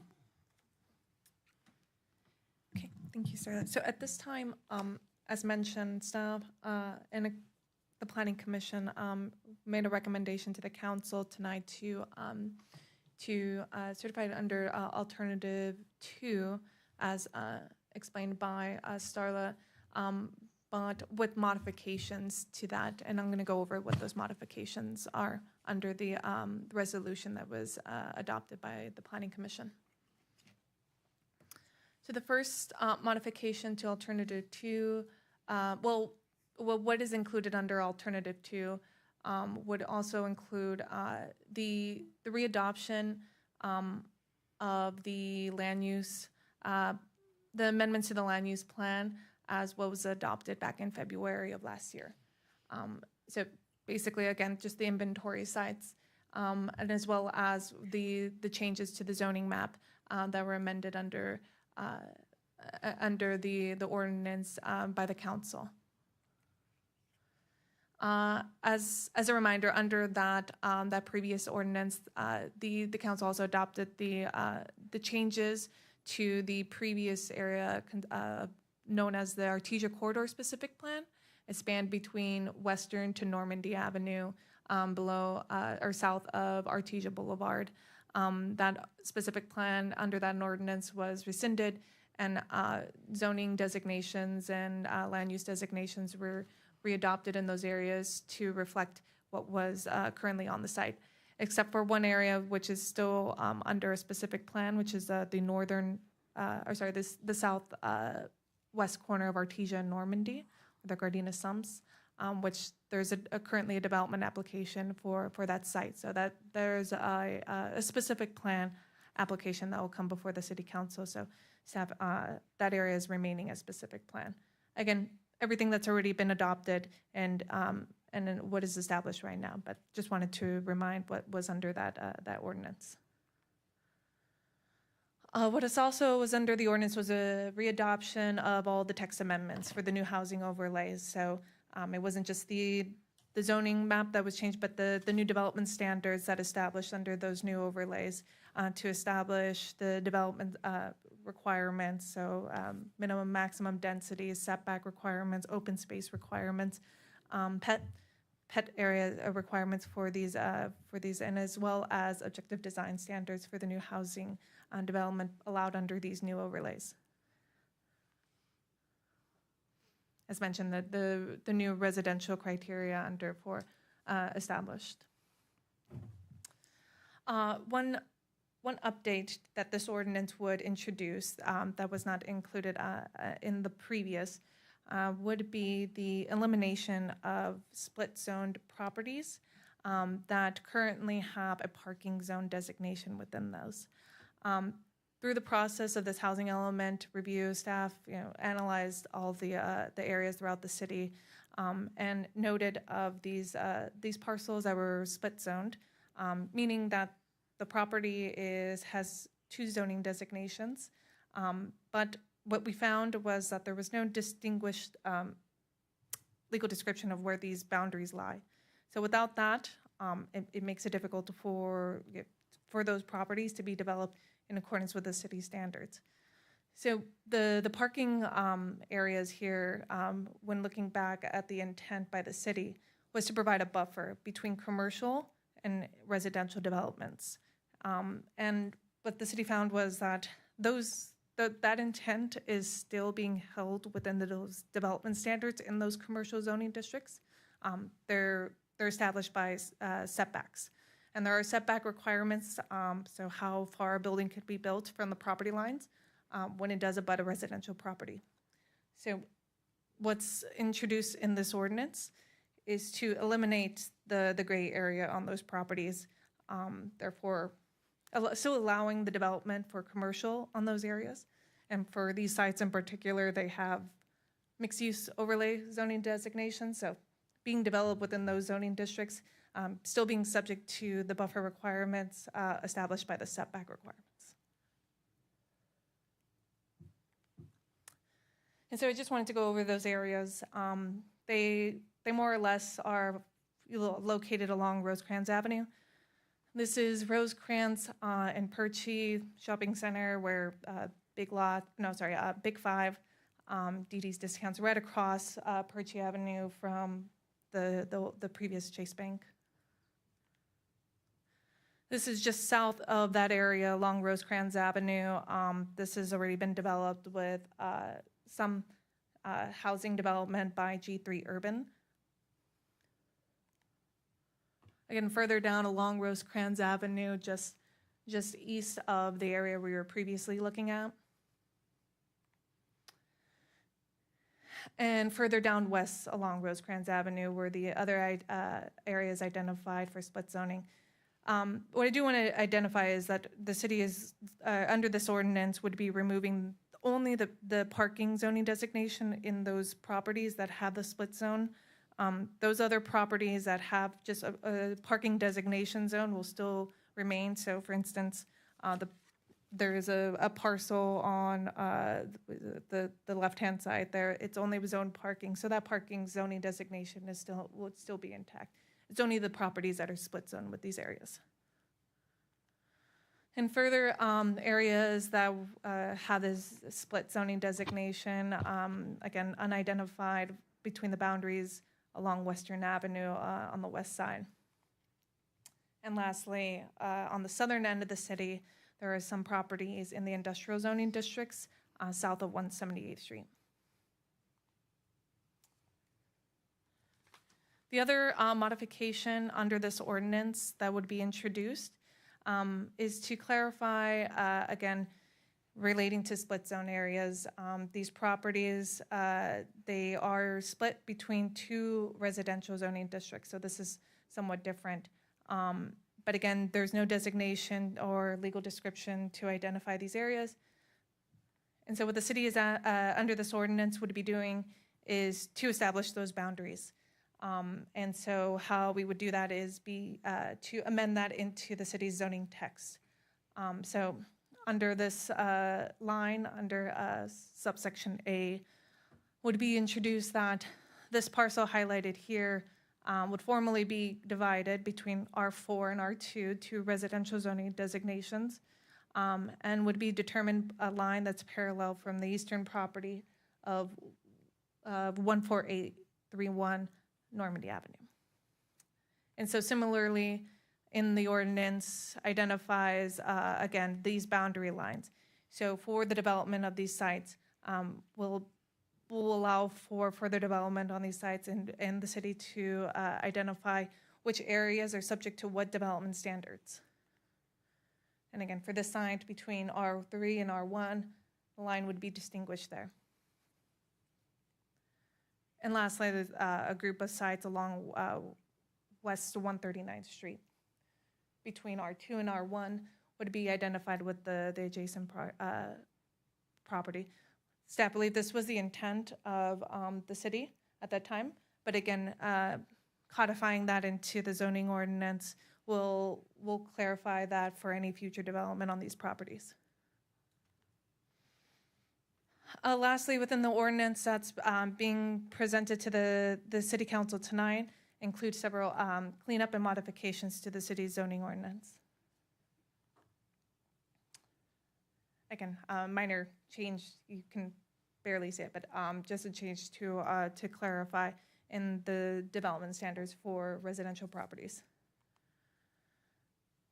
And so at this time, so a public hearing notice was published in the Gardena Valley News. As mentioned by Starla, all those who made public comments to the environmental report were notified, as well as those who were requested for properties within to be considered for housing overlay were also notified. So I did want to just point out those properties really quick. As identified in staff's report, there were a number of property owners that reached out to the city and made a formal comment, requests that the properties that they own be considered for housing overlays. Now, these sites were not included in the inventory sites in the housing element, but again, were brought up to staff by the property owners for consideration. And so staff did want to present that to the council as well. The first being the at 14948 Crenshaw Boulevard, which also is the Gardena Cinema site, looking for identification of a housing overlay, I believe H05, again, an overlay which would allow still for the commercial development designation underlying to, so if the Gardena Cinema wanted to continue, they could, but if they wanted to, with this overlay, develop for housing. Other sites, again, where property owners were provided to the city potential development. So for this one at 15122 Crenshaw Boulevard, I believe renderings were provided to the council in their packets, as well as what was presented to the Planning Commission. 1350 West 139th Street did make a formal comment within our environmental impact report process, but also did provide a public comment before the council tonight and included within your packets. If you recall, this property was one of those sites identified in the split zone areas. It was split zone between R1 and R3. So That is being considered also tonight, but with this, the property owner for this site is considering, except for, sorry, it was R2 and R3 that it was split, R2, R1, I guess, R1 and R2 that it was split zone between. What they're requesting is for the council to consider that it be upzoned to R3. And as well, a previous development project that was filed with the department was for 1031 Magnolia Avenue.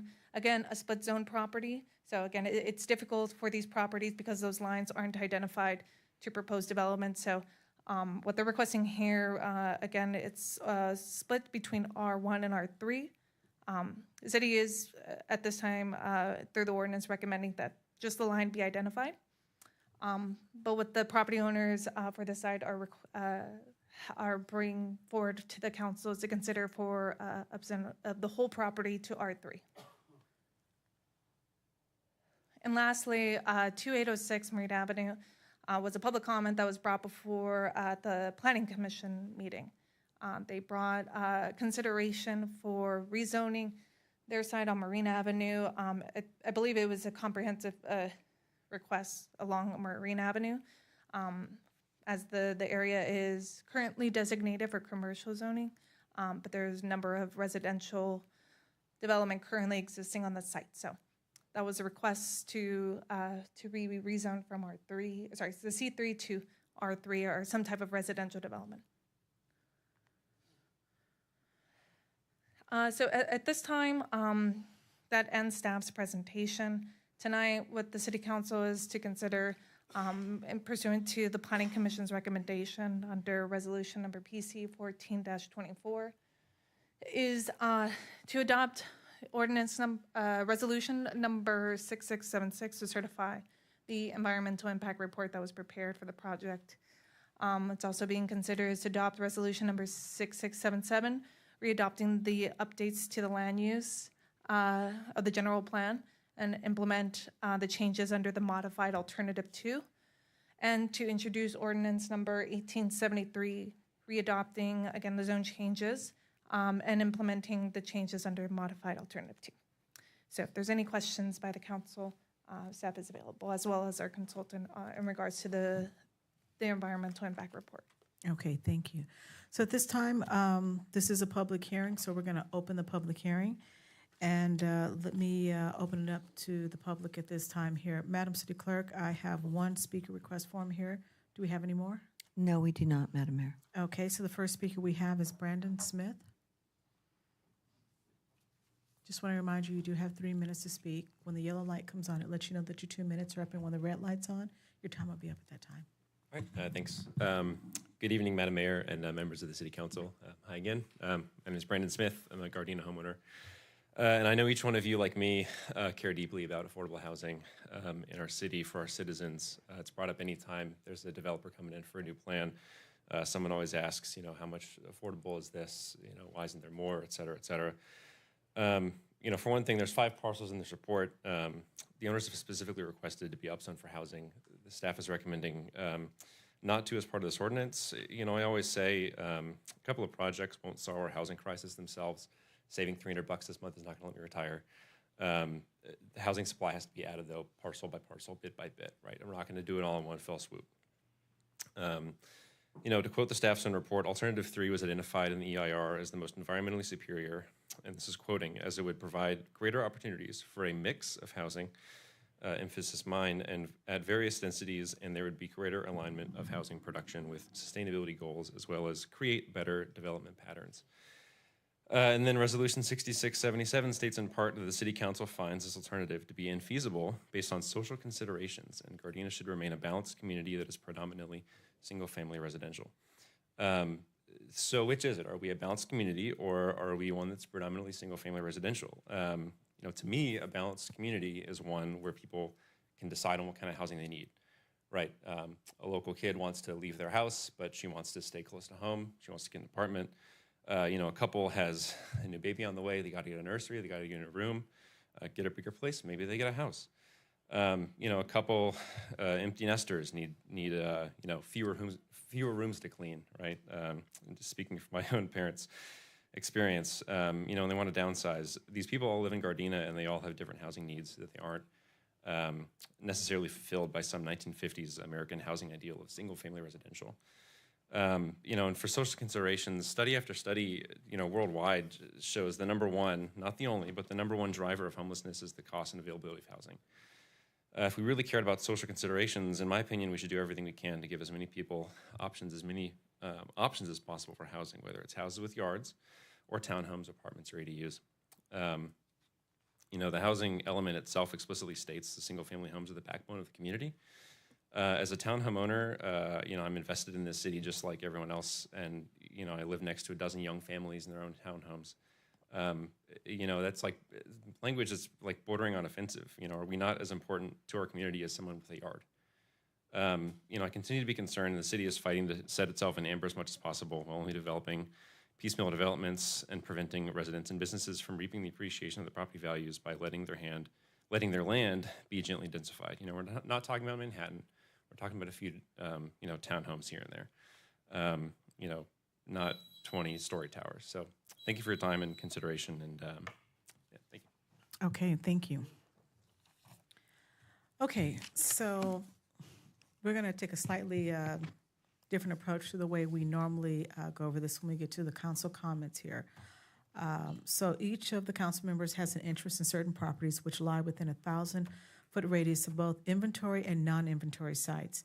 So the city attorney's office has previously determined that based on the public general exception, the inventory sites did not create a conflict of interest. Other sites have been developed since the identification of sites first started, and therefore, those properties no longer represent a conflict. Each of the council members has a copy of the conflicts map. Remember, you may not participate in any discussion at any time within your conflict zone. You may also not raise the issue of discussion of any property within your conflict zone.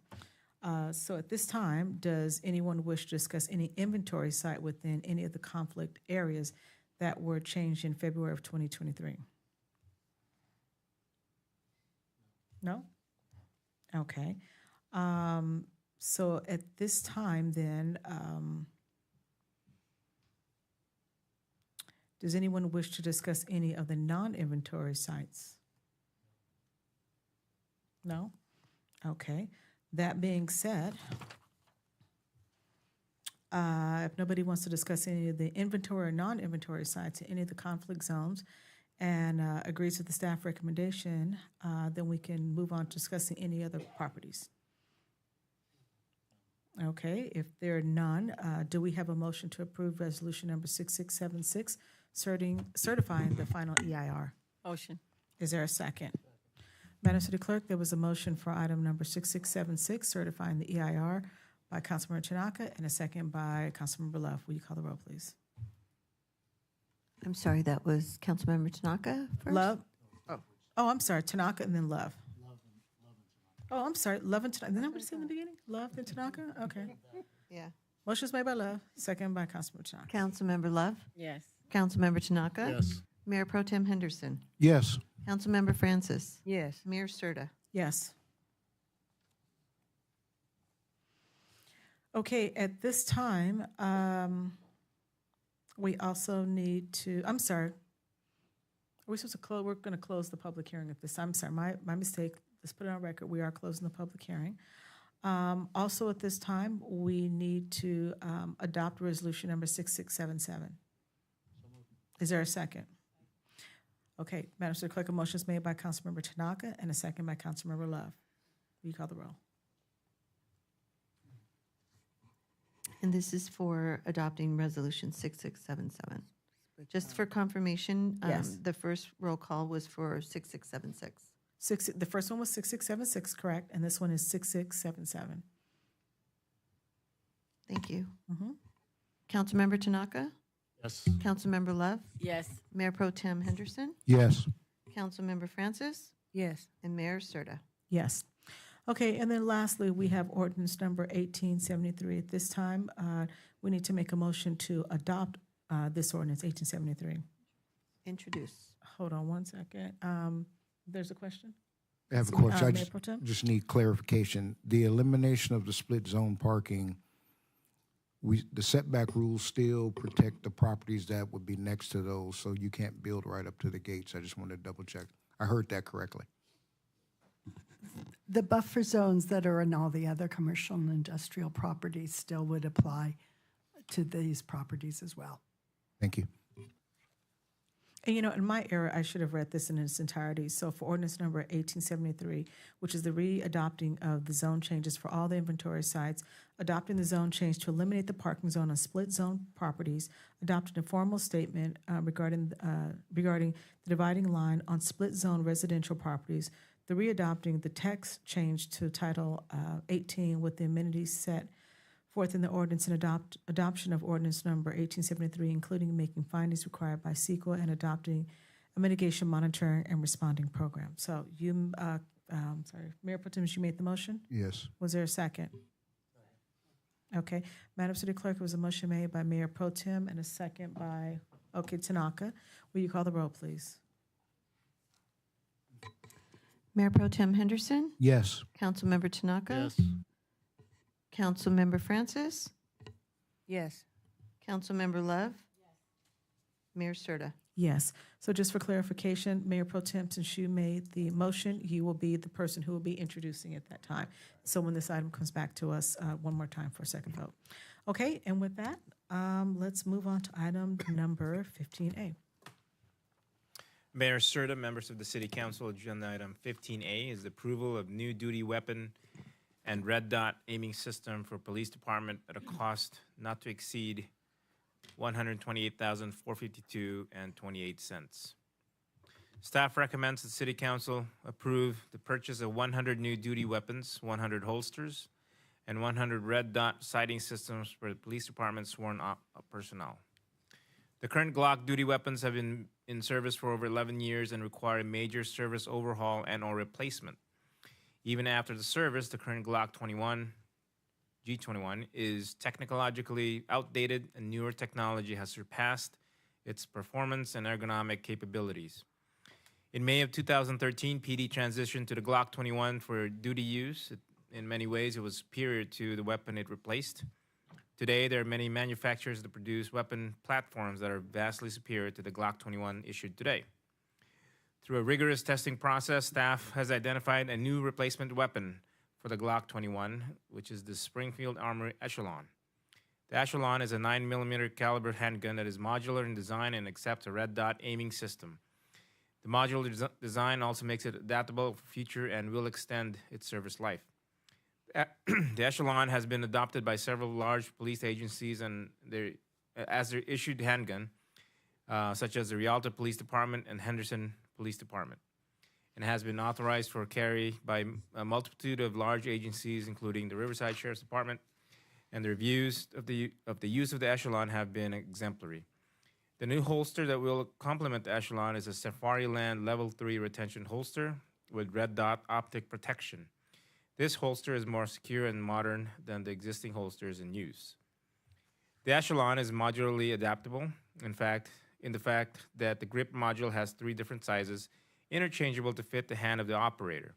When a firearm fits the operator, it creates a confidence and increases accuracy.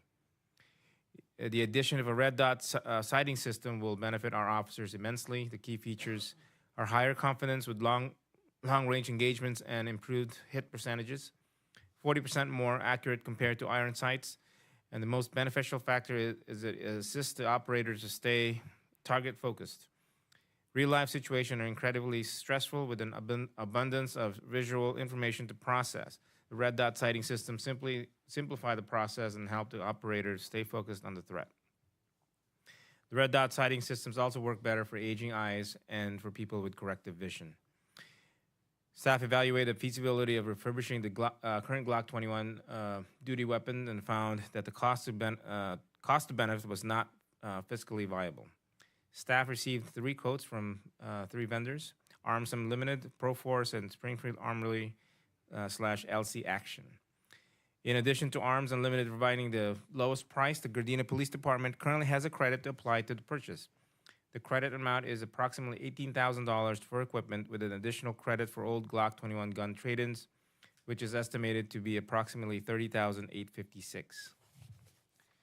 The quote from Arms Unlimited is for a total of $116,510, but sales tax is not included in that amount. Therefore, that we have added the Gardena sales tax rate of 10.25, which is $11,942.28, to the cost of the purchase of this, which the city will remit to the CDTFA at the end of the calendar year. AB 28 will not impact department purchases with the 11% tax. Financial impact, the total cost is $128,452.28. This total cost includes the purchase price, which is $116,510, plus the sales tax of $11,942.28 to be remitted to the CDTFA. It does not take into account the credit that the Gardena Police Department expects to be able to apply to the purchase. The funding source is General Fund fiscal year 24-25. What is required is to authorize this purchase. Okay. Chief, you have a presentation? Yes, Madam Mayor, members of City Council, to expand on the question of why this weapon system, we brought Sergeant John Francis, who's our range master and administrative officer, to give a quick presentation on that. Good evening. Thank you for allowing me to be here this evening. Madam Mayor, honorable members of City Council, City Manager Clint Osorio, thank you.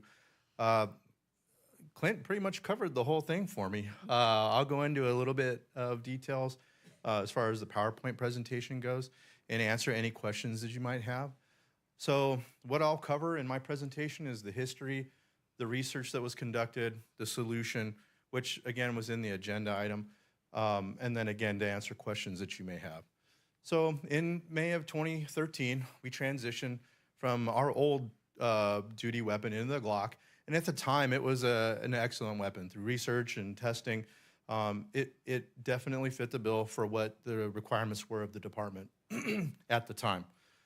So today, in 2024, many options are available. Glock has kind of gone stale with their engineering and development, where other manufacturers have listened to their consumers and have produced weapons that are vastly superior as far as ergonomics and the ability to be modular.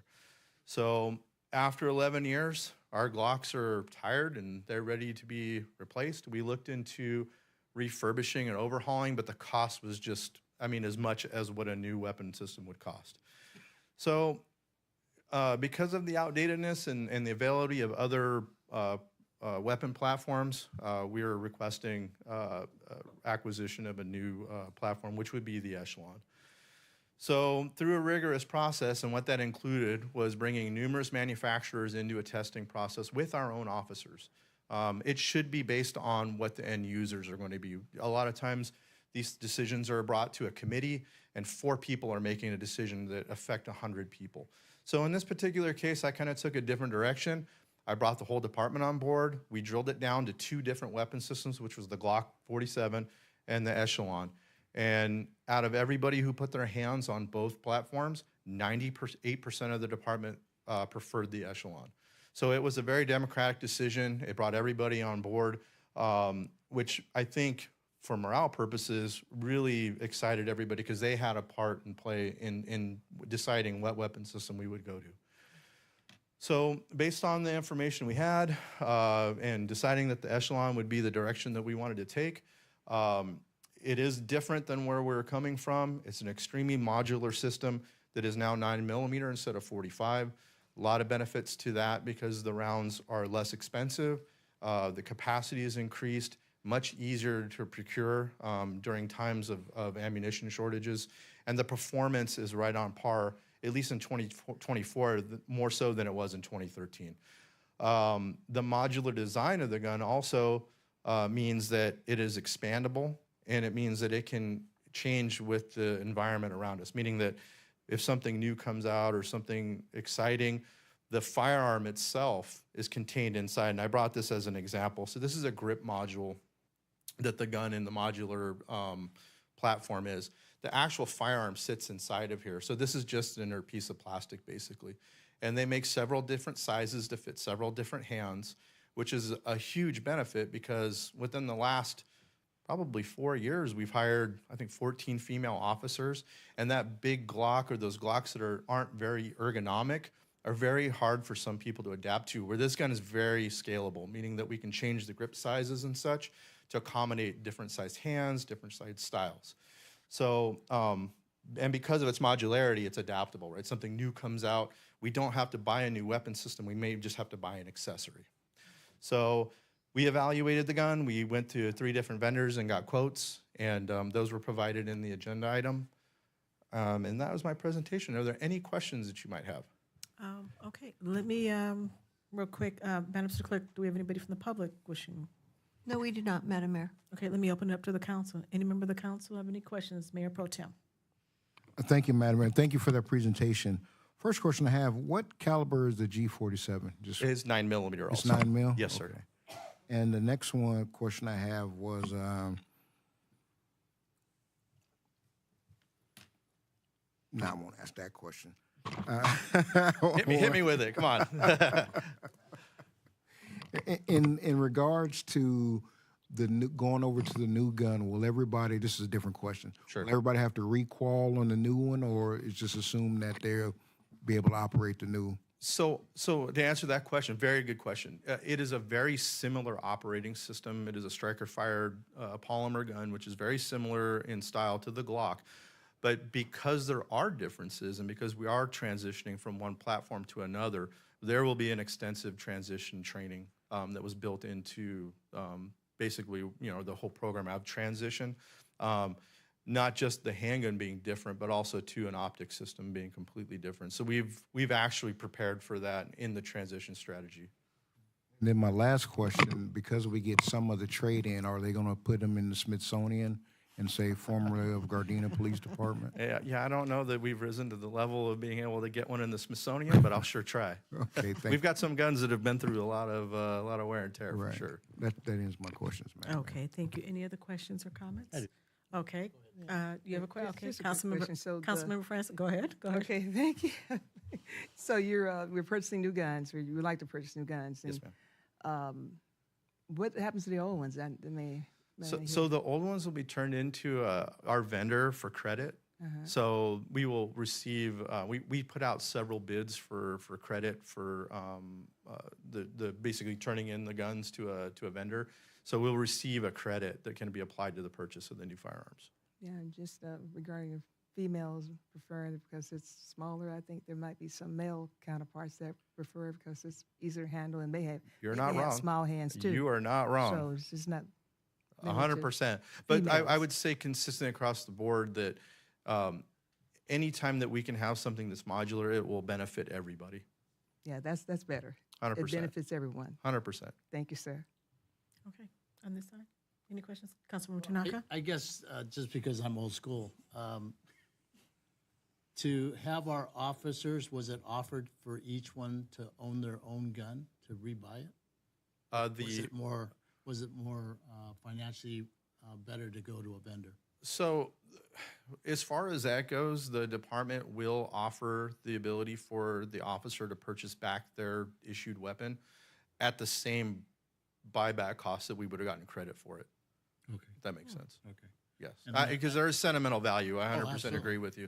Yeah, totally agree with you. And then I'm actually happy that, because back in our day, we had Berettas, and the Berettas were really big for ladies. Yes, sir. And I'm glad that now And everyone. Yeah, and now I'm glad that you're going to different sizes because even guys that have big hands need bigger grips. Very true. So I appreciate that. Thank Very you. true. Okay, any other questions or comments? No? Okay, well, thank you very much for the presentation there. Thank you, ma'am. So at this time here, can I get a motion to authorize the purchase? Is there a second? Second. Okay. Madam City Clerk, there's a motion made by Councilmember Tanaka and a second by Mayor Pro Tem Henderson. Will you call the roll, please? Councilmember Tanaka? Yes. Mayor Pro Tem Henderson? Yes. Councilmember Francis? Yes. Councilmember Love? Yes. Mayor Serta? Yes, okay. Next up is item number 16A. Mr. City Manager. Thank you. Mayor Serta, members of the City Council, agenda item 16A is to award professional services contract for the storm drain master plan project job number 523 to Carollo Engineering Incorporated in the amount of $463,500. City of Gardena provides stormwater collection services across a 6.2 square mile boundary. The existing stormwater collection system is comprised of a network of concrete channels, swales, pipelines, and manholes with over 11 miles of pipelines. The overall goal or goals of developing and implementing a storm drain master plan are to evaluate the existing condition of the storm drain system, ensure adequate capacity for effective water collection and transport, and identify and prepare capital improvement program. The project scope consists of a data collection from plans, storm drain, CCTV survey, hydraulic modeling for 10 and 100-year storm events, and capital improvement program for priority projects to repair or reconstruct deficient pipelines. Additionally, the project aims to develop a database of the city's collection system, including concrete channels, swales, underground pipelines, manholes, and apply it to GIS system. In February of 2024, the Department of Public Works released an RFP for storm drain master plan services and distributed it to engineering firms throughout California utilizing the information management system platform. Staff also contacted 4 regional consultants providing storm drain master plan services. In March of 2024, one proposal received from Corolla Engineers Incorporated, the firm that recently completed our sewer master plan. The Director of Public Works, Principal Engineer, Associate Engineer, and 3 staff members evaluated the written proposal and determined the scope was too vast. A meeting was held to discuss reducing the scope of work. As a result, Corolla agreed to revise the scope of work and its fees from $892,000 to $463,500. The Corolla Engineering Inc. team has collectively completed more than 300 master plan and hydraulic modeling projects, including the recent storm drain master plans for the cities of Pacifica, Los Baños, and Tulare. Founded in 1933, Corolla Engineering Inc. is a full-service environmental and engineering firm that has been exclusively providing water and wastewater services for 88 years across the U.S. They have 48 offices nationwide, and this project will be managed from their Los Angeles office. Based on the negotiated fees, their expertise, the number of master plans completed, and their references, Corolla Engineering is the reliable choice to award the contract even when only a single proposal received. Staff recommends the City Council approve a professional services contract in the form approved by the City Attorney to Corolla Engineers, Inc. for the Stormwater Master Plan Project Job Number 523 in the amount of $463,500 and additionally approve a 10% contingency. The financial impact has for the budget amount of $550,000. The funding source is sewer funds, $275,000, and Measure W, $275,000. What is required tonight is to approve the professional services contract, and we do have Mr. Ryan Orgel from Corolla Engineers tonight to answer any questions. Okay, thank you. Madam City Clerk, do we have anybody from the public wishing to speak on this item? No, we do not, Madam Mayor. Okay, does any member of the council have any questions or comments at this time? Mayor Pro Tem? Thank you, Madam Mayor. In regards to, I know transparency is a thing that we always want to promote, but in regards to our findings of our pipe infrastructure, we don't have any requirement to post that on our GIS site, right? And the reason why I say that is for security reasons, terrorism and everything like that. We don't have to put that on our GIS. I'm going to ask our Public Works Director to answer that question. This is basically to post where our pipelines are located. Well, you know, when you go to our GIS site, you can see all the different things about our city, but I'm just curious about security of some of our vital infrastructure to make sure that that's not public for potential terrorism. Sure. Thank you and good evening, Madam Mayor, members of the City Council. The data, it would be our intent to post it on our city's, the public portion of the GIS that's available on the city's website. And why I don't hesitate from doing that is that that data is already available. The entire, not the full GIS work, but the line work is already available for all cities in Southern California on the LA County GIS system. So that data is already out there and publicly available. Okay, thank you. Any other questions or comments at this time? If not, can I get a, okay, let me know, Rich. Okay, do like you do in school. Okay, Councilmember Francis. I teach first grade, we don't do that. It's first Okay. grade class, but anyhow. How long is this project? It's $400,000 for the storm drain master plan. How long will the project is from start to finish? Is there a timeline, and how do we know that what they're doing is going to work, and why are we doing this? To answer the first question, approximately 12 months is what it'll take. We have a lot of the data already assembled. The reason why we're doing it is a very similar and parallel project to doing the sewer master plan. We need to know what our assets are, we need to know what condition they're in, and we need to know how to plan for their replacement or rehabilitation over time. In particular, that with the storm drain master plan is we want to avoid flooding. So over time, there's not a lot of flooding in Gardena, but we want to know where there is flooding. We want to, over time, upsize those pipes. When we have flooding, oftentimes that water ends up in our sewer system, which is why part of the funding is from our sewer fund, is because as they studied the sewer system, they recognize, as in many cities, that the flooding of the city streets allows a significant amount of water to go into the sewers, which overwhelms the sewers. So it's a companion type project that we need to do. So, and we also, there's side benefits. One of the projects that we want to proceed with is the Willows. We're going to work on the Willows, and part of that, we're seeking funding for projects that would rehabilitate the Willows, as well as better clean stormwater, infiltrate stormwater. And part of the result of this storm drain master plan is to know the flows of how much water going down those storm drain systems. So it'll allow us to more easily implement that plan.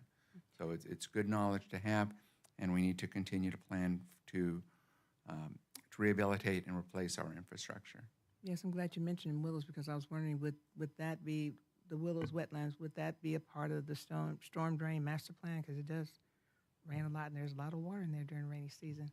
Yeah, what will be interesting with that is that the Willows has a lot of storm drains that come to it, and it has restricted flows out as it goes under Vermont to the county channel. So that'll be an interesting part of the model, and will allow us to work on the Willows in the future, because we'll have that data already. That'll help us. And so you're anticipating 12 months to finish the project, and I guess if there be a timeline established by, month 3, first 2 months, or we want this done, and by the next 2 months we want that done, will there be some type, or they just come in, say, here we go, and they just get to do what they want to do? Is there's some planning in the project? I mean, do we get to say, by the 6th month we want to see this much of project done, or we want to see this happening, so we know that we're getting our money's worth, quite a bit of money? It's a very methodical process in which they need to do steps one in front of another. We don't have real rigorous controls on the schedule. They're going to run into issues as they go through data and modeling. What we're more concerned with is we have a quality project at the end of that 12 months. So there's not a lot of internal or intermediate deadlines. It's just the 12 months that we want to see it done. Okay, and you mentioned the last one, how will you know that there's a quality project at the end? How will you know? Because I've been through several master plans before for storm drains, as well as Kevin Kwok. We will be reviewing that, as well as one of our other engineers, and we know what a quality storm drain master plan is comprised of, and so we have the experience to review it internally. All right, thank you. Okay. Okay, are there any other questions or comments? I only have, 2 quick questions. I noticed when I'm looking at the pink dots here, this is where all the catch basins are at. I just assumed that there would be more in the city, because I'm noticing like some tracks where you don't see any of the pink dots there. Is this only just showing us a portion of the ones that we're discussing today, or on every street there's catch basins? Which exhibit are you looking at? Oh, I'm sorry. I am looking at page 11. It just says storm drains. It's like a map of it, and it's got the pink dots on it with the legend. Yeah, Yes. it's probably not comprehensive. And within a lot of the city, there aren't catch basins. Okay. When they divide subdivisions, sometimes what they'll do. Yeah, this is pretty exhaustive, actually. That's what's out there. And this is what the base data, this is from the county data that I mentioned before is already available, the line work. And so when you do subdivision design, some of the cheaper way to do a subdivision, you keep all the water on the ground. So you have extensive cross gutters. I know in the northwest area of town, there's not a lot of big catch basins for blocks and blocks. The water's conveyed and then eventually picked up. I guess I'm looking at some of this like in District 3, maybe like the Marine and between like Venice and Crenshaw. I'm noticing hardly any of it looks like catch basins there. So I'm What this the lack of catch basins in some of those areas. Also, as I mentioned, this is county data. okay. The county has a combination of the storm drains they own, because within the city, there's flood control channels, there's a lot of big county storm drains underground, and then there's all the city storm drains. Okay. And it may be what happens in those areas, they don't have any county storm drains, so their records are not complete, because if they're city storm drains, they don't have as good of information in their system as they do for their own storm drains. Okay. I haven't noticed that, but I'll follow up on that. Okay. Well, thank you for that information. Okay. Okay. Councilmember Love. I know you said that there was only one bid submitted for this. Any idea why it was just one? And if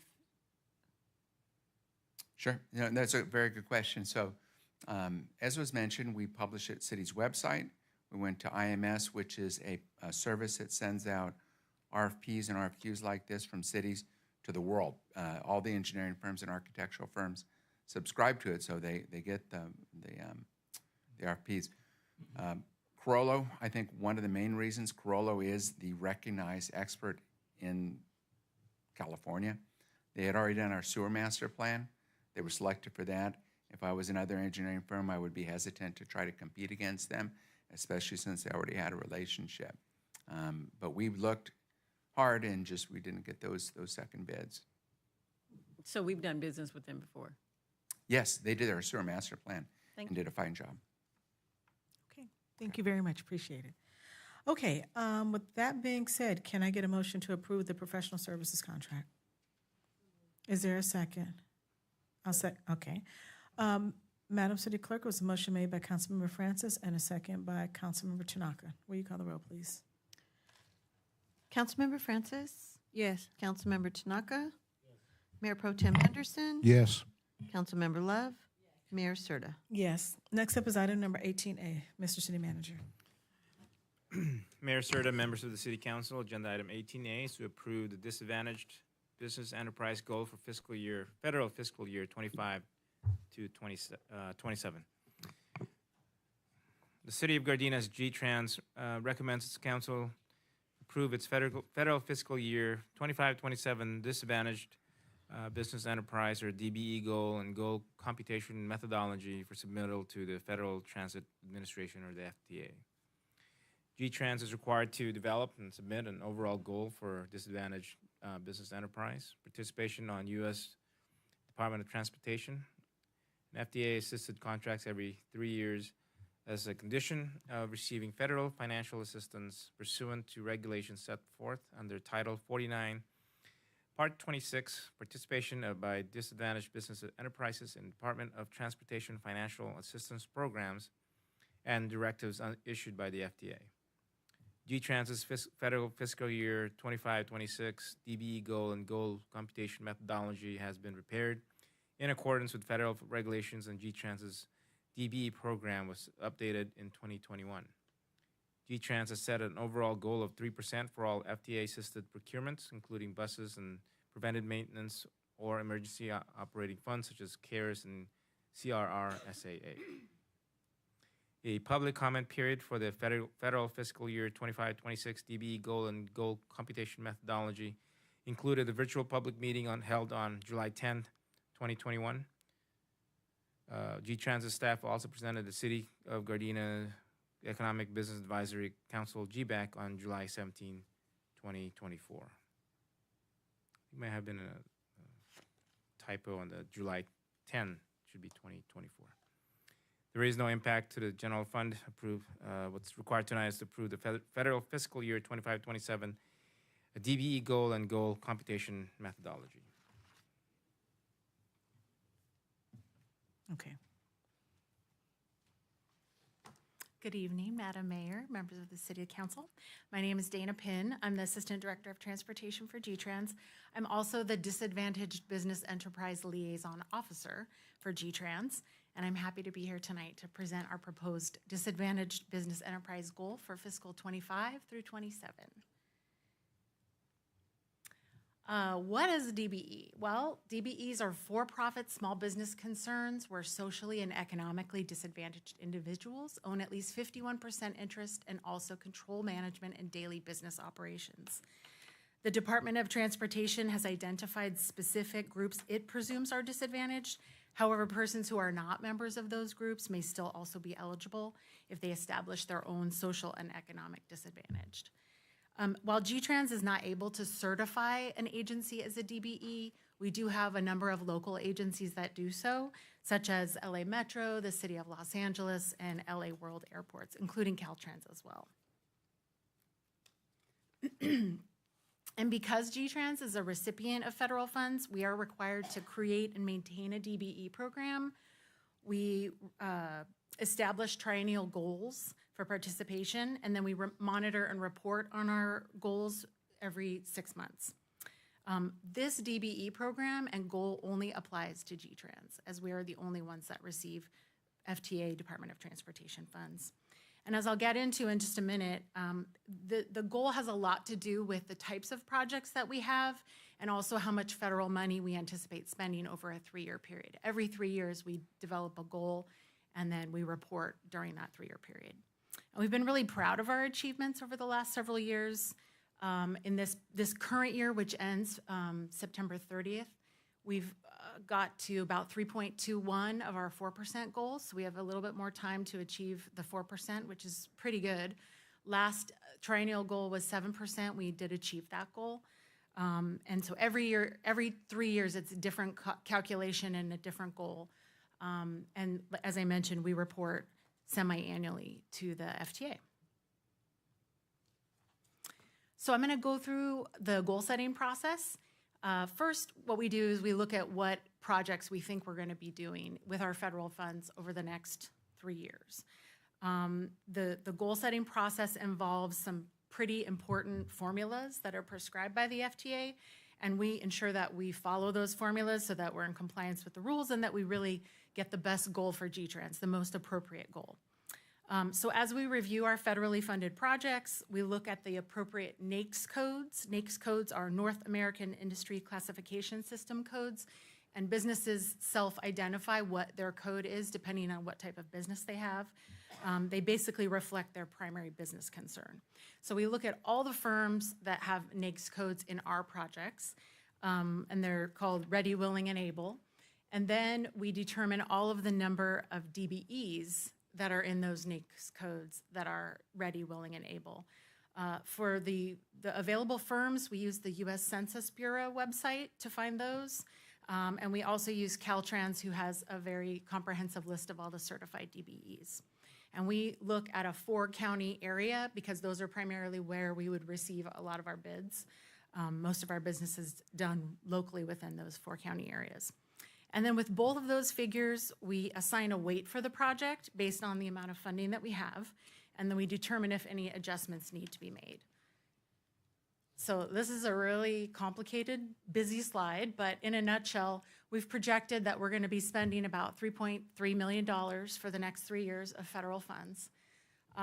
Primarily, it's equipment, some software, bus components. We don't really have any major federally funded construction projects like we have had in the past, which is a really good way to generate DBE participation. However, we do have one locally funded construction project, which is our battery storage charging solar project. And we were able to get a little bit of federal money to put towards construction management and labor compliance.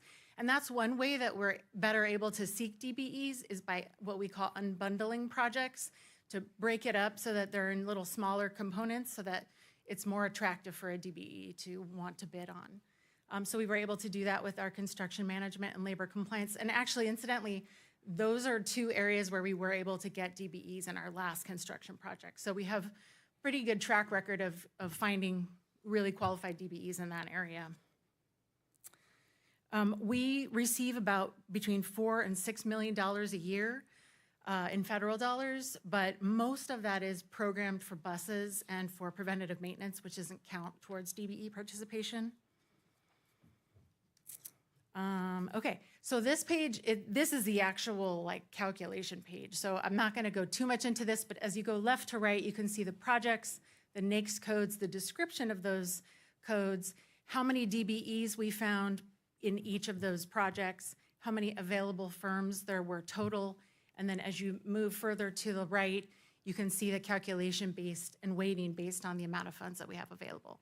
And the magic number at the bottom right-hand corner is 2.8, which is what that all calculates towards.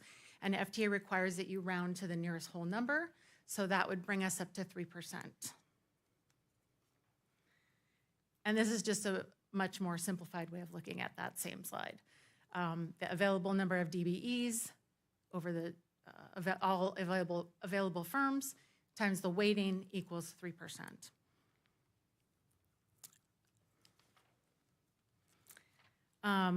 Then we have a pretty comprehensive public outreach process. Once we determine the proposed goal, we're required to consult with the public. And we typically do this by holding a public consultation meeting where we go over the goal setting process and discuss our projects. We disseminate our goal methodology, our meeting notice, and invitation through many channels. We send the invite to over 130 chambers of commerce within the 4-county area. We advertise by social media, local newspapers, including the GVN and the Daily Breeze, our website, DBE Good Faith, which is another primary resource that we use for all of our bids. And then also those who register with our e-procurement software, which is called Planet Bids. It automatically sends out to over 500 DBEs, WBEs, and SBEs. We have a list of 50 businesses that are part of Metro's Transit Business Advisory Council, which is another very common way that smaller transit agencies use to disseminate their DBE goal. And we have a very good list of minority professional organizations that we use. And then we solicit comments for 45 days. Last week, we met with the Gardena Economic Business Advisory Commission, or GBAC. And then tonight, we're here before you to hopefully have your approval for our 3% goal. These, again, are the comment methods. We had one emailed comment, which we were able to address. And then we had a few people attend our DBE meeting, and actually pretty good attendance for what we've had in the past. And we will give our comments full consideration as we further publish our goal to the FTA, which will be done on August 1st. So with that, that concludes my presentation. I'd be happy to answer any questions.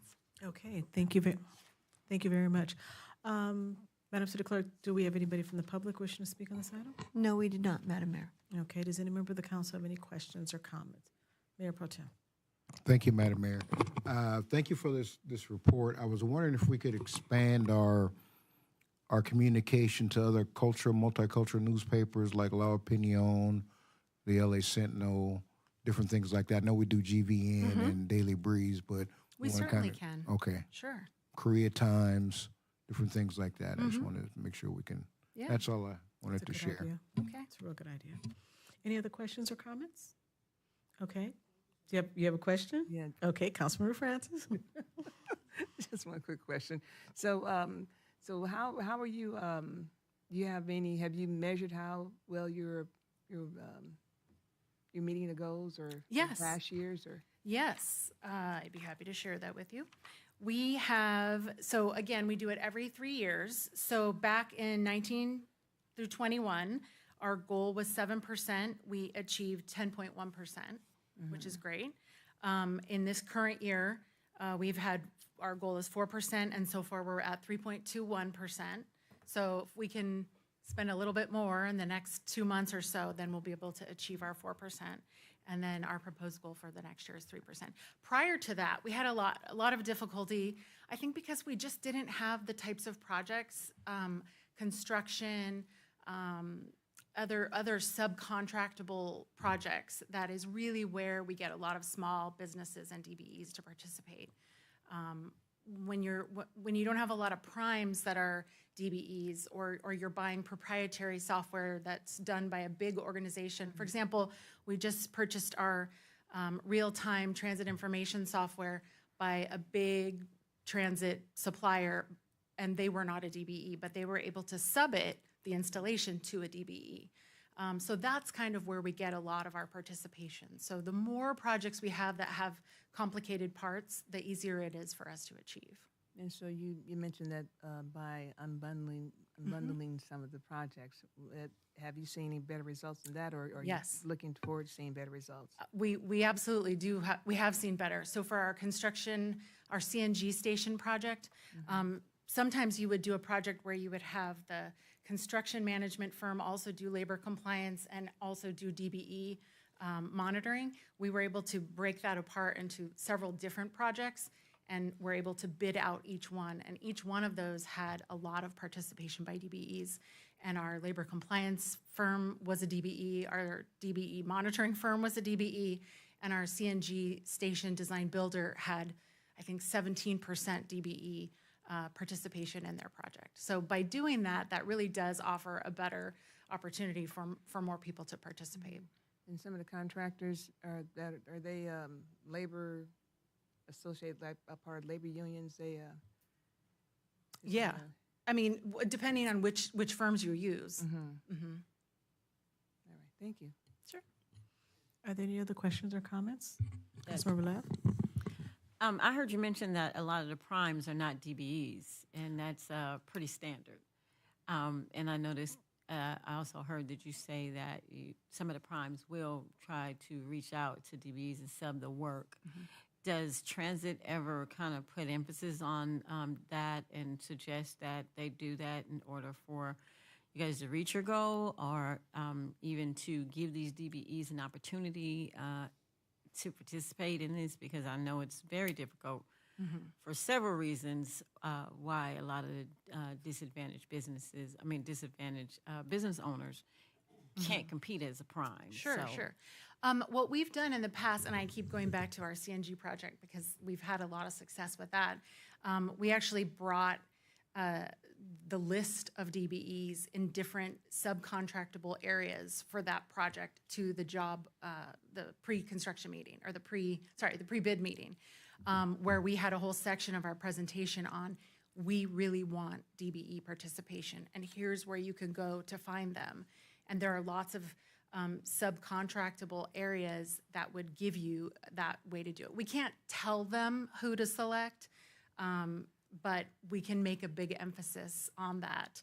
And that paid off, So I think that's something we'd like to do at every turn for some of our construction projects. And I want to commend you guys for doing that, because that's the only way some of these DBEs is going to get the business.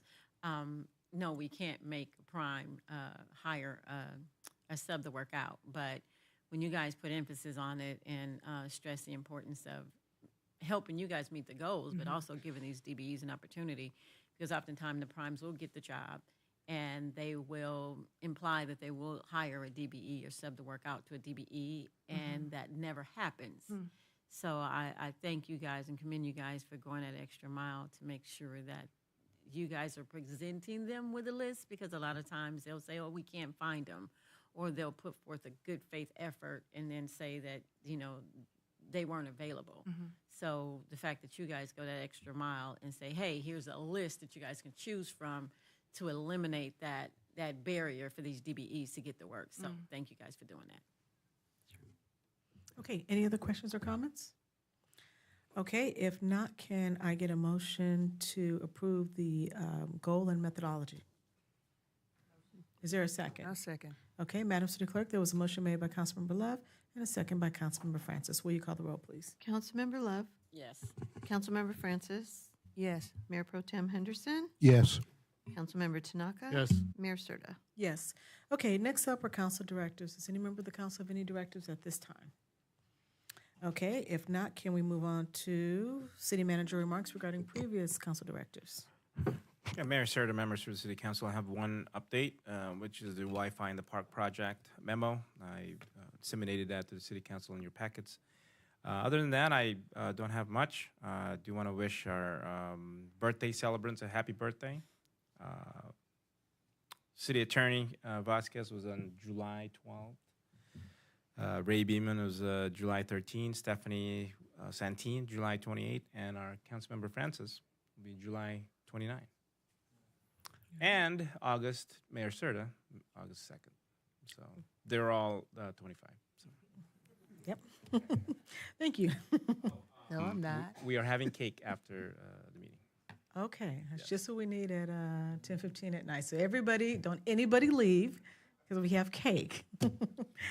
Okay, that being said, let's move on to council remarks. Start with Councilmember Tanaka. Thank you, Madam Mayor. Since our last, I attended our COG board meeting, and I'd like to thank Council Member Cedric Hicks for his last 1 year of being a board chair for the COG. He did a really great job, and he's left big shoes for me to follow, as I am honored to have been elected as the 24-25 chair of the COG. Along with my first vice, Hawthorne Council Member Bernadette Suarez, and second vice chair, Lomita Mayor Bill Uphoff. So we look forward to moving forward with the COG and bringing some really good things. With that, I had to do a COG video presentation to introduce myself. We did it in front of our own Gardena sign on 162nd.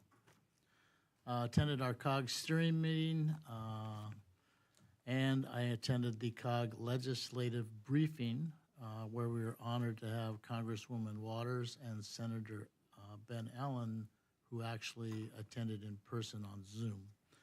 The rest were field reps, but the Congresswoman talked about the housing crisis, affordable housing, and $1.4 million in resources for voucher programs to assist homelessness and to strengthen our U.S. Postal Service, which she informed us is in disarray right now.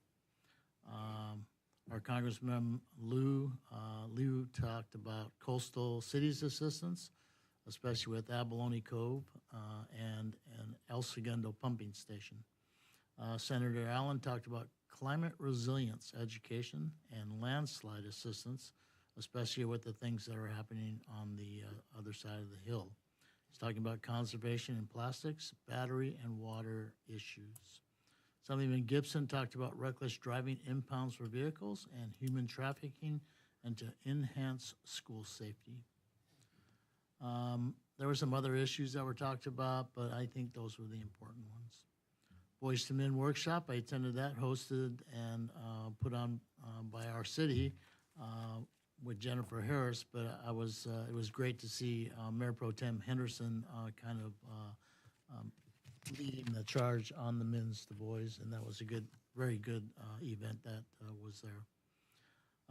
Boys and Girls Club robotics competition at Raleigh Park. Thank you, Boys and Girls Club, because they took robotics kits, put them together, and it's amazing what these young people can do when they put their minds to it.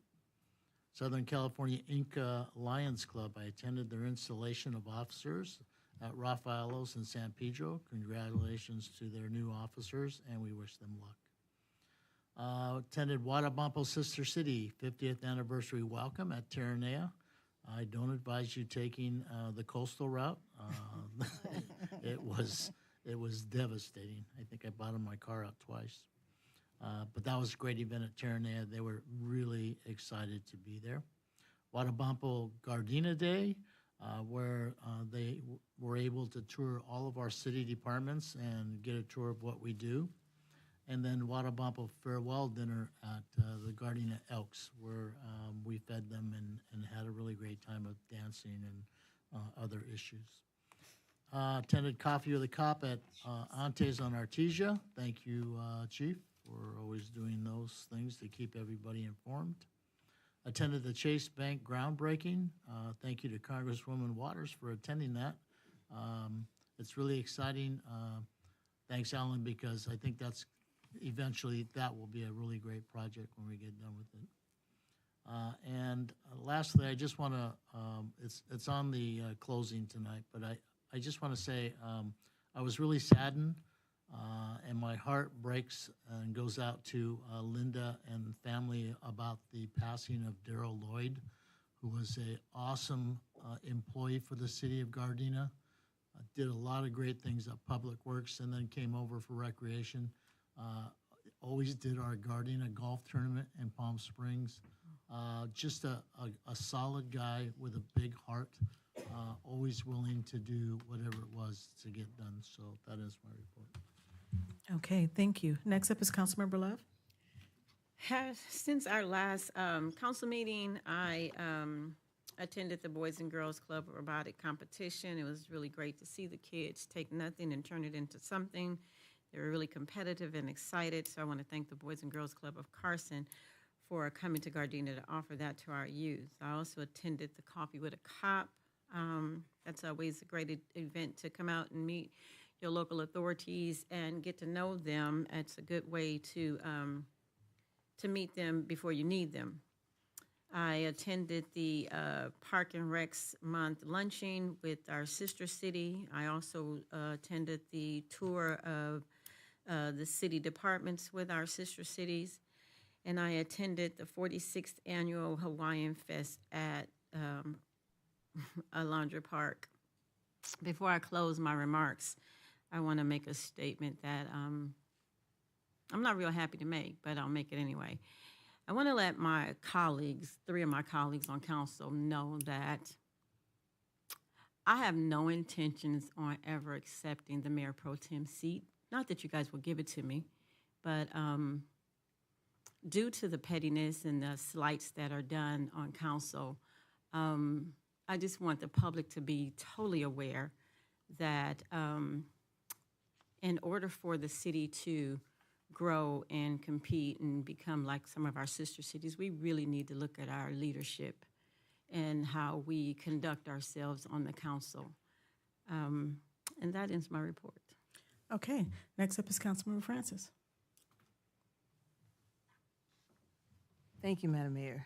Since our last council meeting, I attended the Metro State of the Agency. That's our local bus agency, and they got a lot of great plans, and that some of it includes the city of Gardena.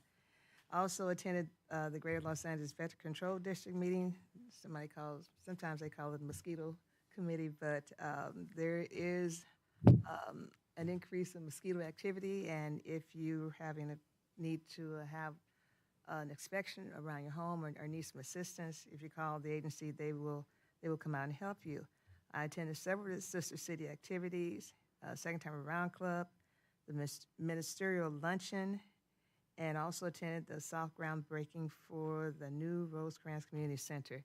And I tell you, that's been a long time coming. It's years, so I'm so glad. And hopefully it won't take another 10 to 15 years to get the building built, before I get too old there. So anybody have any ideas about what we can do to make that happen, please do. And I thank Congresswoman Maxine Waters for coming. And in fact, she found earmarked $1 million for that project, so we can get going. And also, and just a word about that, if you've been by the area, they have started demolition of the Chase building. The fence has gone up, and there were workers there, and so at least they're going to knock it down. So I'm glad to see that. And by the time we meet again, school will have started for hundreds of LA Unified School District young people. So please be watchful for our young people, because you watch them walking down the street, they're busy with their cell phones and not paying attention to traffic. So please be watchful for our young people. And my sincere sympathy and condolences to the family of Daryl Lloyd, and we thank him for his many years of service to our city. And as I always say before I end, stay faithful, and just know the better days are coming. Thank you. Okay, thank you. For myself, since the last council meeting, because we all attended some of the same events, I'll try to go really quickly with this. I attended the LA Sanitation Collective meeting, and that's where all the different directors from all the different cities, we meet in Whittier and discuss the pension, We discussed the union's proposal for different things that they want to improve on their contract. And so we came to some agreement, and we had our committee vote, and I believe at the end of the day, everybody was very happy with that. I also attended our candlelight dinner that we had here in the city. I attended Inglewood's State of the City event that happened at the new Intuit Dome, along with Mayor Pro Tem. I was sitting right next to him. And great event. Intuit Dome is amazing. And actually, they were calling it the Economic Summit. They weren't even calling it a State of the City, but it was really great. And then later on that week, I attended Dr. Mike Romero's farewell, his retirement event that was had in San Pedro. And he was very happy that the city of Gardena, that we had a certificate to recognize him for his many years of service, as well as all the different things that he's done, where he's really gotten our schools and principals really involved in a lot of our activities. And he hopes that even not hopes, but he says even in his retirement, he's still going to make sure all of that continues on. I also attended our annual 4th of July celebration at Raleigh Park, and another great year. Our residents were very, very happy with it. And also, just a quick side note, I've had a lot of residents come up to me and say that they noticed they know that there was more policing of fireworks in the city, and that they noticed it being a lot significantly quieter than it has been. And that's good to hear, because in the past, we always hear so many complaints. There were still illegal fireworks going on, but it's great to hear residents say they feel like it's getting a little bit better. And I think that's all due to the great extra patrolling that we had on our fireworks detail. So, Chief, please share that thanks to your department.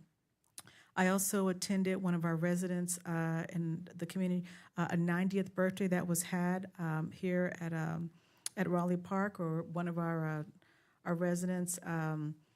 She was very happy to get a certificate from the city of Gardena just recognizing her birthday, and they had a great party for her with family and so on. I also attended Southern California Gas Hydrogen House that was in, I think that was Downey, that we attended along with Director Rigg and a couple of members from our community development, and we had the opportunity to tour a hydrogen house and just look at all the great features. And it was really, really exciting to see just some options that potentially a city like ours could have in the future. And then also I attended myself, city manager, and the chief. We went to Sacramento to testify in the hearing for our cart rooms on Assembly Bill 549. And unfortunately, the vote did not go in our favor, but there were a lot of people out there who were showing their support and why we should not let the tribes make some changes that could affect our cart rooms and inadvertently affect the revenue that comes to our city. So it was a lot disappointing that we didn't get the vote that we wanted to. But I can say that our Assembly member, Tina McKenna, she gave us her word that she was going to vote in favor of the cart rooms, and she did exactly what she said, even though several of the other members voted other ways. They voted not in favor, or they didn't vote at all. And what was the interesting side of that is there are newspaper articles that have come out recently showing that all the people who did not vote in favor of this got sizable donations from the tribe. So it's kind of unfortunate to hear things like that. Also, since last meeting, I attended the July Home of the Month with Councilmember Francis. I attended the Emerald Square Homeowners Association meeting. There had been in the past a lot of conversation about the streets as far as having uneven pavement. And I said, well, the areas that you're referring to are not the Gardena sides, it's the LA side. And what we found out was that there's some parts of Gardena where we abut up against the city of LA, that part of the street is owned by LA. So I was very happy that we had, we requested representatives from Tim McAllister's office, which is Assembly member in LA, Council District 15. He sent representatives out. Our Public Works Department printed up a really nice large map for us that showed what side of the street we have, what side is City of LA, and we were able to get to the bottom of it and determine that those uneven streets that they were talking about were not our streets. So we gave a lot of the complaints to Tim McAllister's office, and overall we had a great meeting. But nevertheless, I really appreciate the staff for going through the extra effort in putting this map together. I know I sent a lot of detailed information over as far as what we need to have, but it was exactly what we needed just to make sure that the residents understood where Gardena started and ended, because it is kind of tricky. And I learned a lot of things too about the areas that parts of the street that we have and what we don't have. Also attended the ICA Summer Conference. I want to thank Mayor Pro Tem for your group doing an amazing job putting a great seminar together. It was from last Thursday to Monday. We talked about great things like, how cities can find revenues during tough budget times, all kind of things like life after city council, getting your house in order, how to meet your city's RENA needs, things like that. But I think the one that I enjoyed the most was our public speaking workshop, where we all had the opportunity to do some media training. So that was a lot of fun. And then I attended my normal JPA card room meeting, where we discuss monthly what's going on. I too attended a lot of the Watabampo events. I'm not going to go through all those again because it's already been mentioned earlier. Parks and Rec Day, I want to thank the staff again for doing an amazing job. I always boast about the fact that we're doing close to over 100 events in our city. And, I constantly keep hearing people from other cities say, you know what? We're coming from Redondo to come to your Gardena event. Or I had a lady tell me once she came all the way from Santa Ana to one of our candlelight dinners. And I think that is really impressive, because this past weekend I had to drive to Santa Ana and it took me 44 minutes to get there. So that's not just around the corner. So that's just great to hear. And again, I just always have kudos for our Parks and Recs department. Attended my sanitation meeting, attended Coffee with a Cop, ministerial luncheon, the groundbreaking for Chase. Let's see. And then this weekend, I attended a nonprofit called The Joy of Others, which was in Santa Ana, which is where I got to drive 44 minutes away, and represent the city of Gardena and speak at their event, encouraging more people to volunteer, help those in need. And this organization was founded many years ago, but they've really stepped up getting their youth to do more, especially during COVID. And then I also attended an organization called Kalisa Guru Paruma. Their event was in Montclair, which was an hour and a half away on the same day, and gave them a proclamation recognizing their organization as well. And on yesterday, I attended the Sarah High School golf tournament, and I'm proud to say that, believe it or not, our Gardena POA team was playing in there, and they actually won the tournament, which was awesome. So my team may not have won, but at least the Gardena POA team did win, so that was great. And with that, that ends my report. Next up is Mayor Pro Tem. Thank you, Madam Mayor. Since our last meeting, as you stated, I was at the Inglewood State of the City. I also attended the demo ribbon cutting for Chase property, as well as hanging out with our Watabampo sister city at dinner and the LA Galaxy game. That was my very first soccer game, so that was a lot of fun. On behalf of our city, participating in the Boys to Men Conference, that was a great thing. That was our first one, so we're going to do some more things just to kind of give some mentorship to the members in our community. I attended a seminar regarding driving financial equity in the community. So staff, be prepared for that, or actually, Mr. City Manager, be prepared for that as we look to figure out what the city of Gardena is doing for financial equity for our community. I had a quick meeting with Dr. Reggie Sample, who will be the incoming superintendent for LAUSD for our region. He's very well respected in LAUSD, has worked a lot in District 1. He's looking forward to partnering with us. I did share with him that Gardena has a great partnership with the schools in our area, so we want to make sure we continue that. In regards to leadership, I definitely want to say congratulations, Councilman Tanaka, for being now the new chair of the South Bay Council of Governments, leading the 16 cities in our region. Again, Mayor Serta, thank you for being the chair of the Joint Powers Authority for all the gambling establishments in the state of California, especially in our region. So continue that good fight.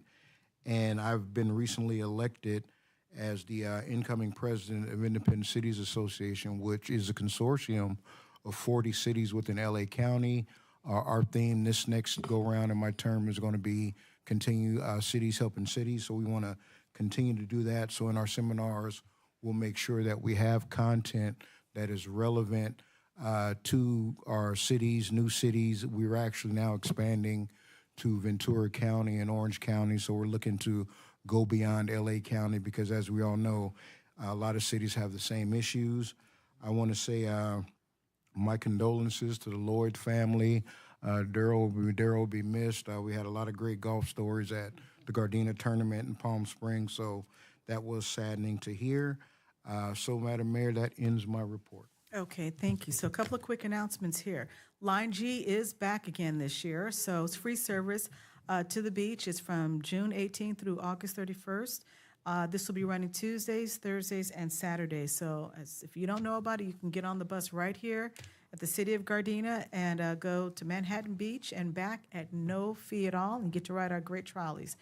Also, we have our City of Gardena Summer Country Bash, which will be Saturday, July the 27th from 5 to 7 p.m. That will be on the City Hall lawn. And get ready to kick up some dust and let out a big hee-haw at our country bash. Okay. And performance will be by Gold Coast Country. Also, we have a blood drive coming up. The Gardena Police Department and the City of Gardena are hosting the UCLA Battle for the Bruin Blood Bowl, which is a blood drive, Wednesday, July 31st from 9 a.m. to 2 p.m. at Rush Gym. And if you'd like to sign up, you can email you call the city. That's the best way to do this, and they can get you all the QR code or email or text information for that. We also have a back-to-school giveaway, which will be on Tuesday, August 6th, from 6:30 to 8:30 p.m., which will be in the City Hall complex. Which will be hosted at the National Night Out Summer Block Party, and that's in partnership with the Gardena Police Department as well as the city departments. Register your child beginning Monday, July 8th at www.cityofgardena.org/events for grades K through 12. Supplies are limited, must be a resident of the city of Gardena or attend a Gardena school to be eligible to receive a free backpack and school supplies. And then also we have our big summer block party, which is in celebration of National Night Out. This will be Tuesday, August 6, 2024, from 6:30 to 8:30 p.m. It will be City Hall complex, which right outside here on the lawn. Stop by and meet your Gardena Police Departments, police officers, city staff, and your neighbors. There will be free food, games, back-to-school giveaways, and music. And then for your pre-planning, we have our 21st Annual City of Gardena Jazz Festival, which will be Sunday, August the 25th at Raleigh Park. Tickets are on sale now. If you'd like to purchase tickets, which everybody's asking me about, go to www.gardenajazzfestival.com/tickets. General admission is $25. After July the 11th, it's $30, which it is now. Reserved table seating has already been sold out, and box seating is $75 per seat. So you can also come to Nacoka Center to purchase your tickets in person, and which is located at 1670 West 162nd Street. And that's from Monday through Friday, 8 a.m. to 6 p.m. And stay tuned. That's what we have on the Jazz Festival. Okay. Next, we're going to move on to remembrances. Tonight, we're going to adjourn in memory of Mr. Joseph Huss, who was 69 years of age. He was the beloved stepfather-in-law of Jose Espinosa, Assistant Engineer in Public Works Department. We're also going to adjourn in memory of Mr. Darrell Lloyd, who was 74 years of age and retired from the city after almost 34 years of service. He worked in Public Works Department as the Park Maintenance Superintendent, and then he retired as a Recreation Program Administrator in 2017.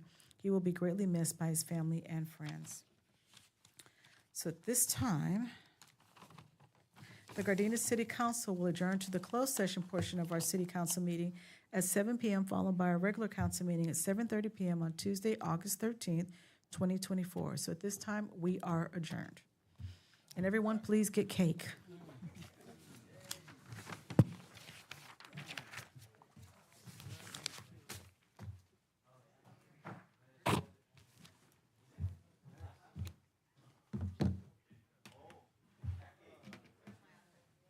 Where's everybody going? They gotta go get cake. Don't run out now.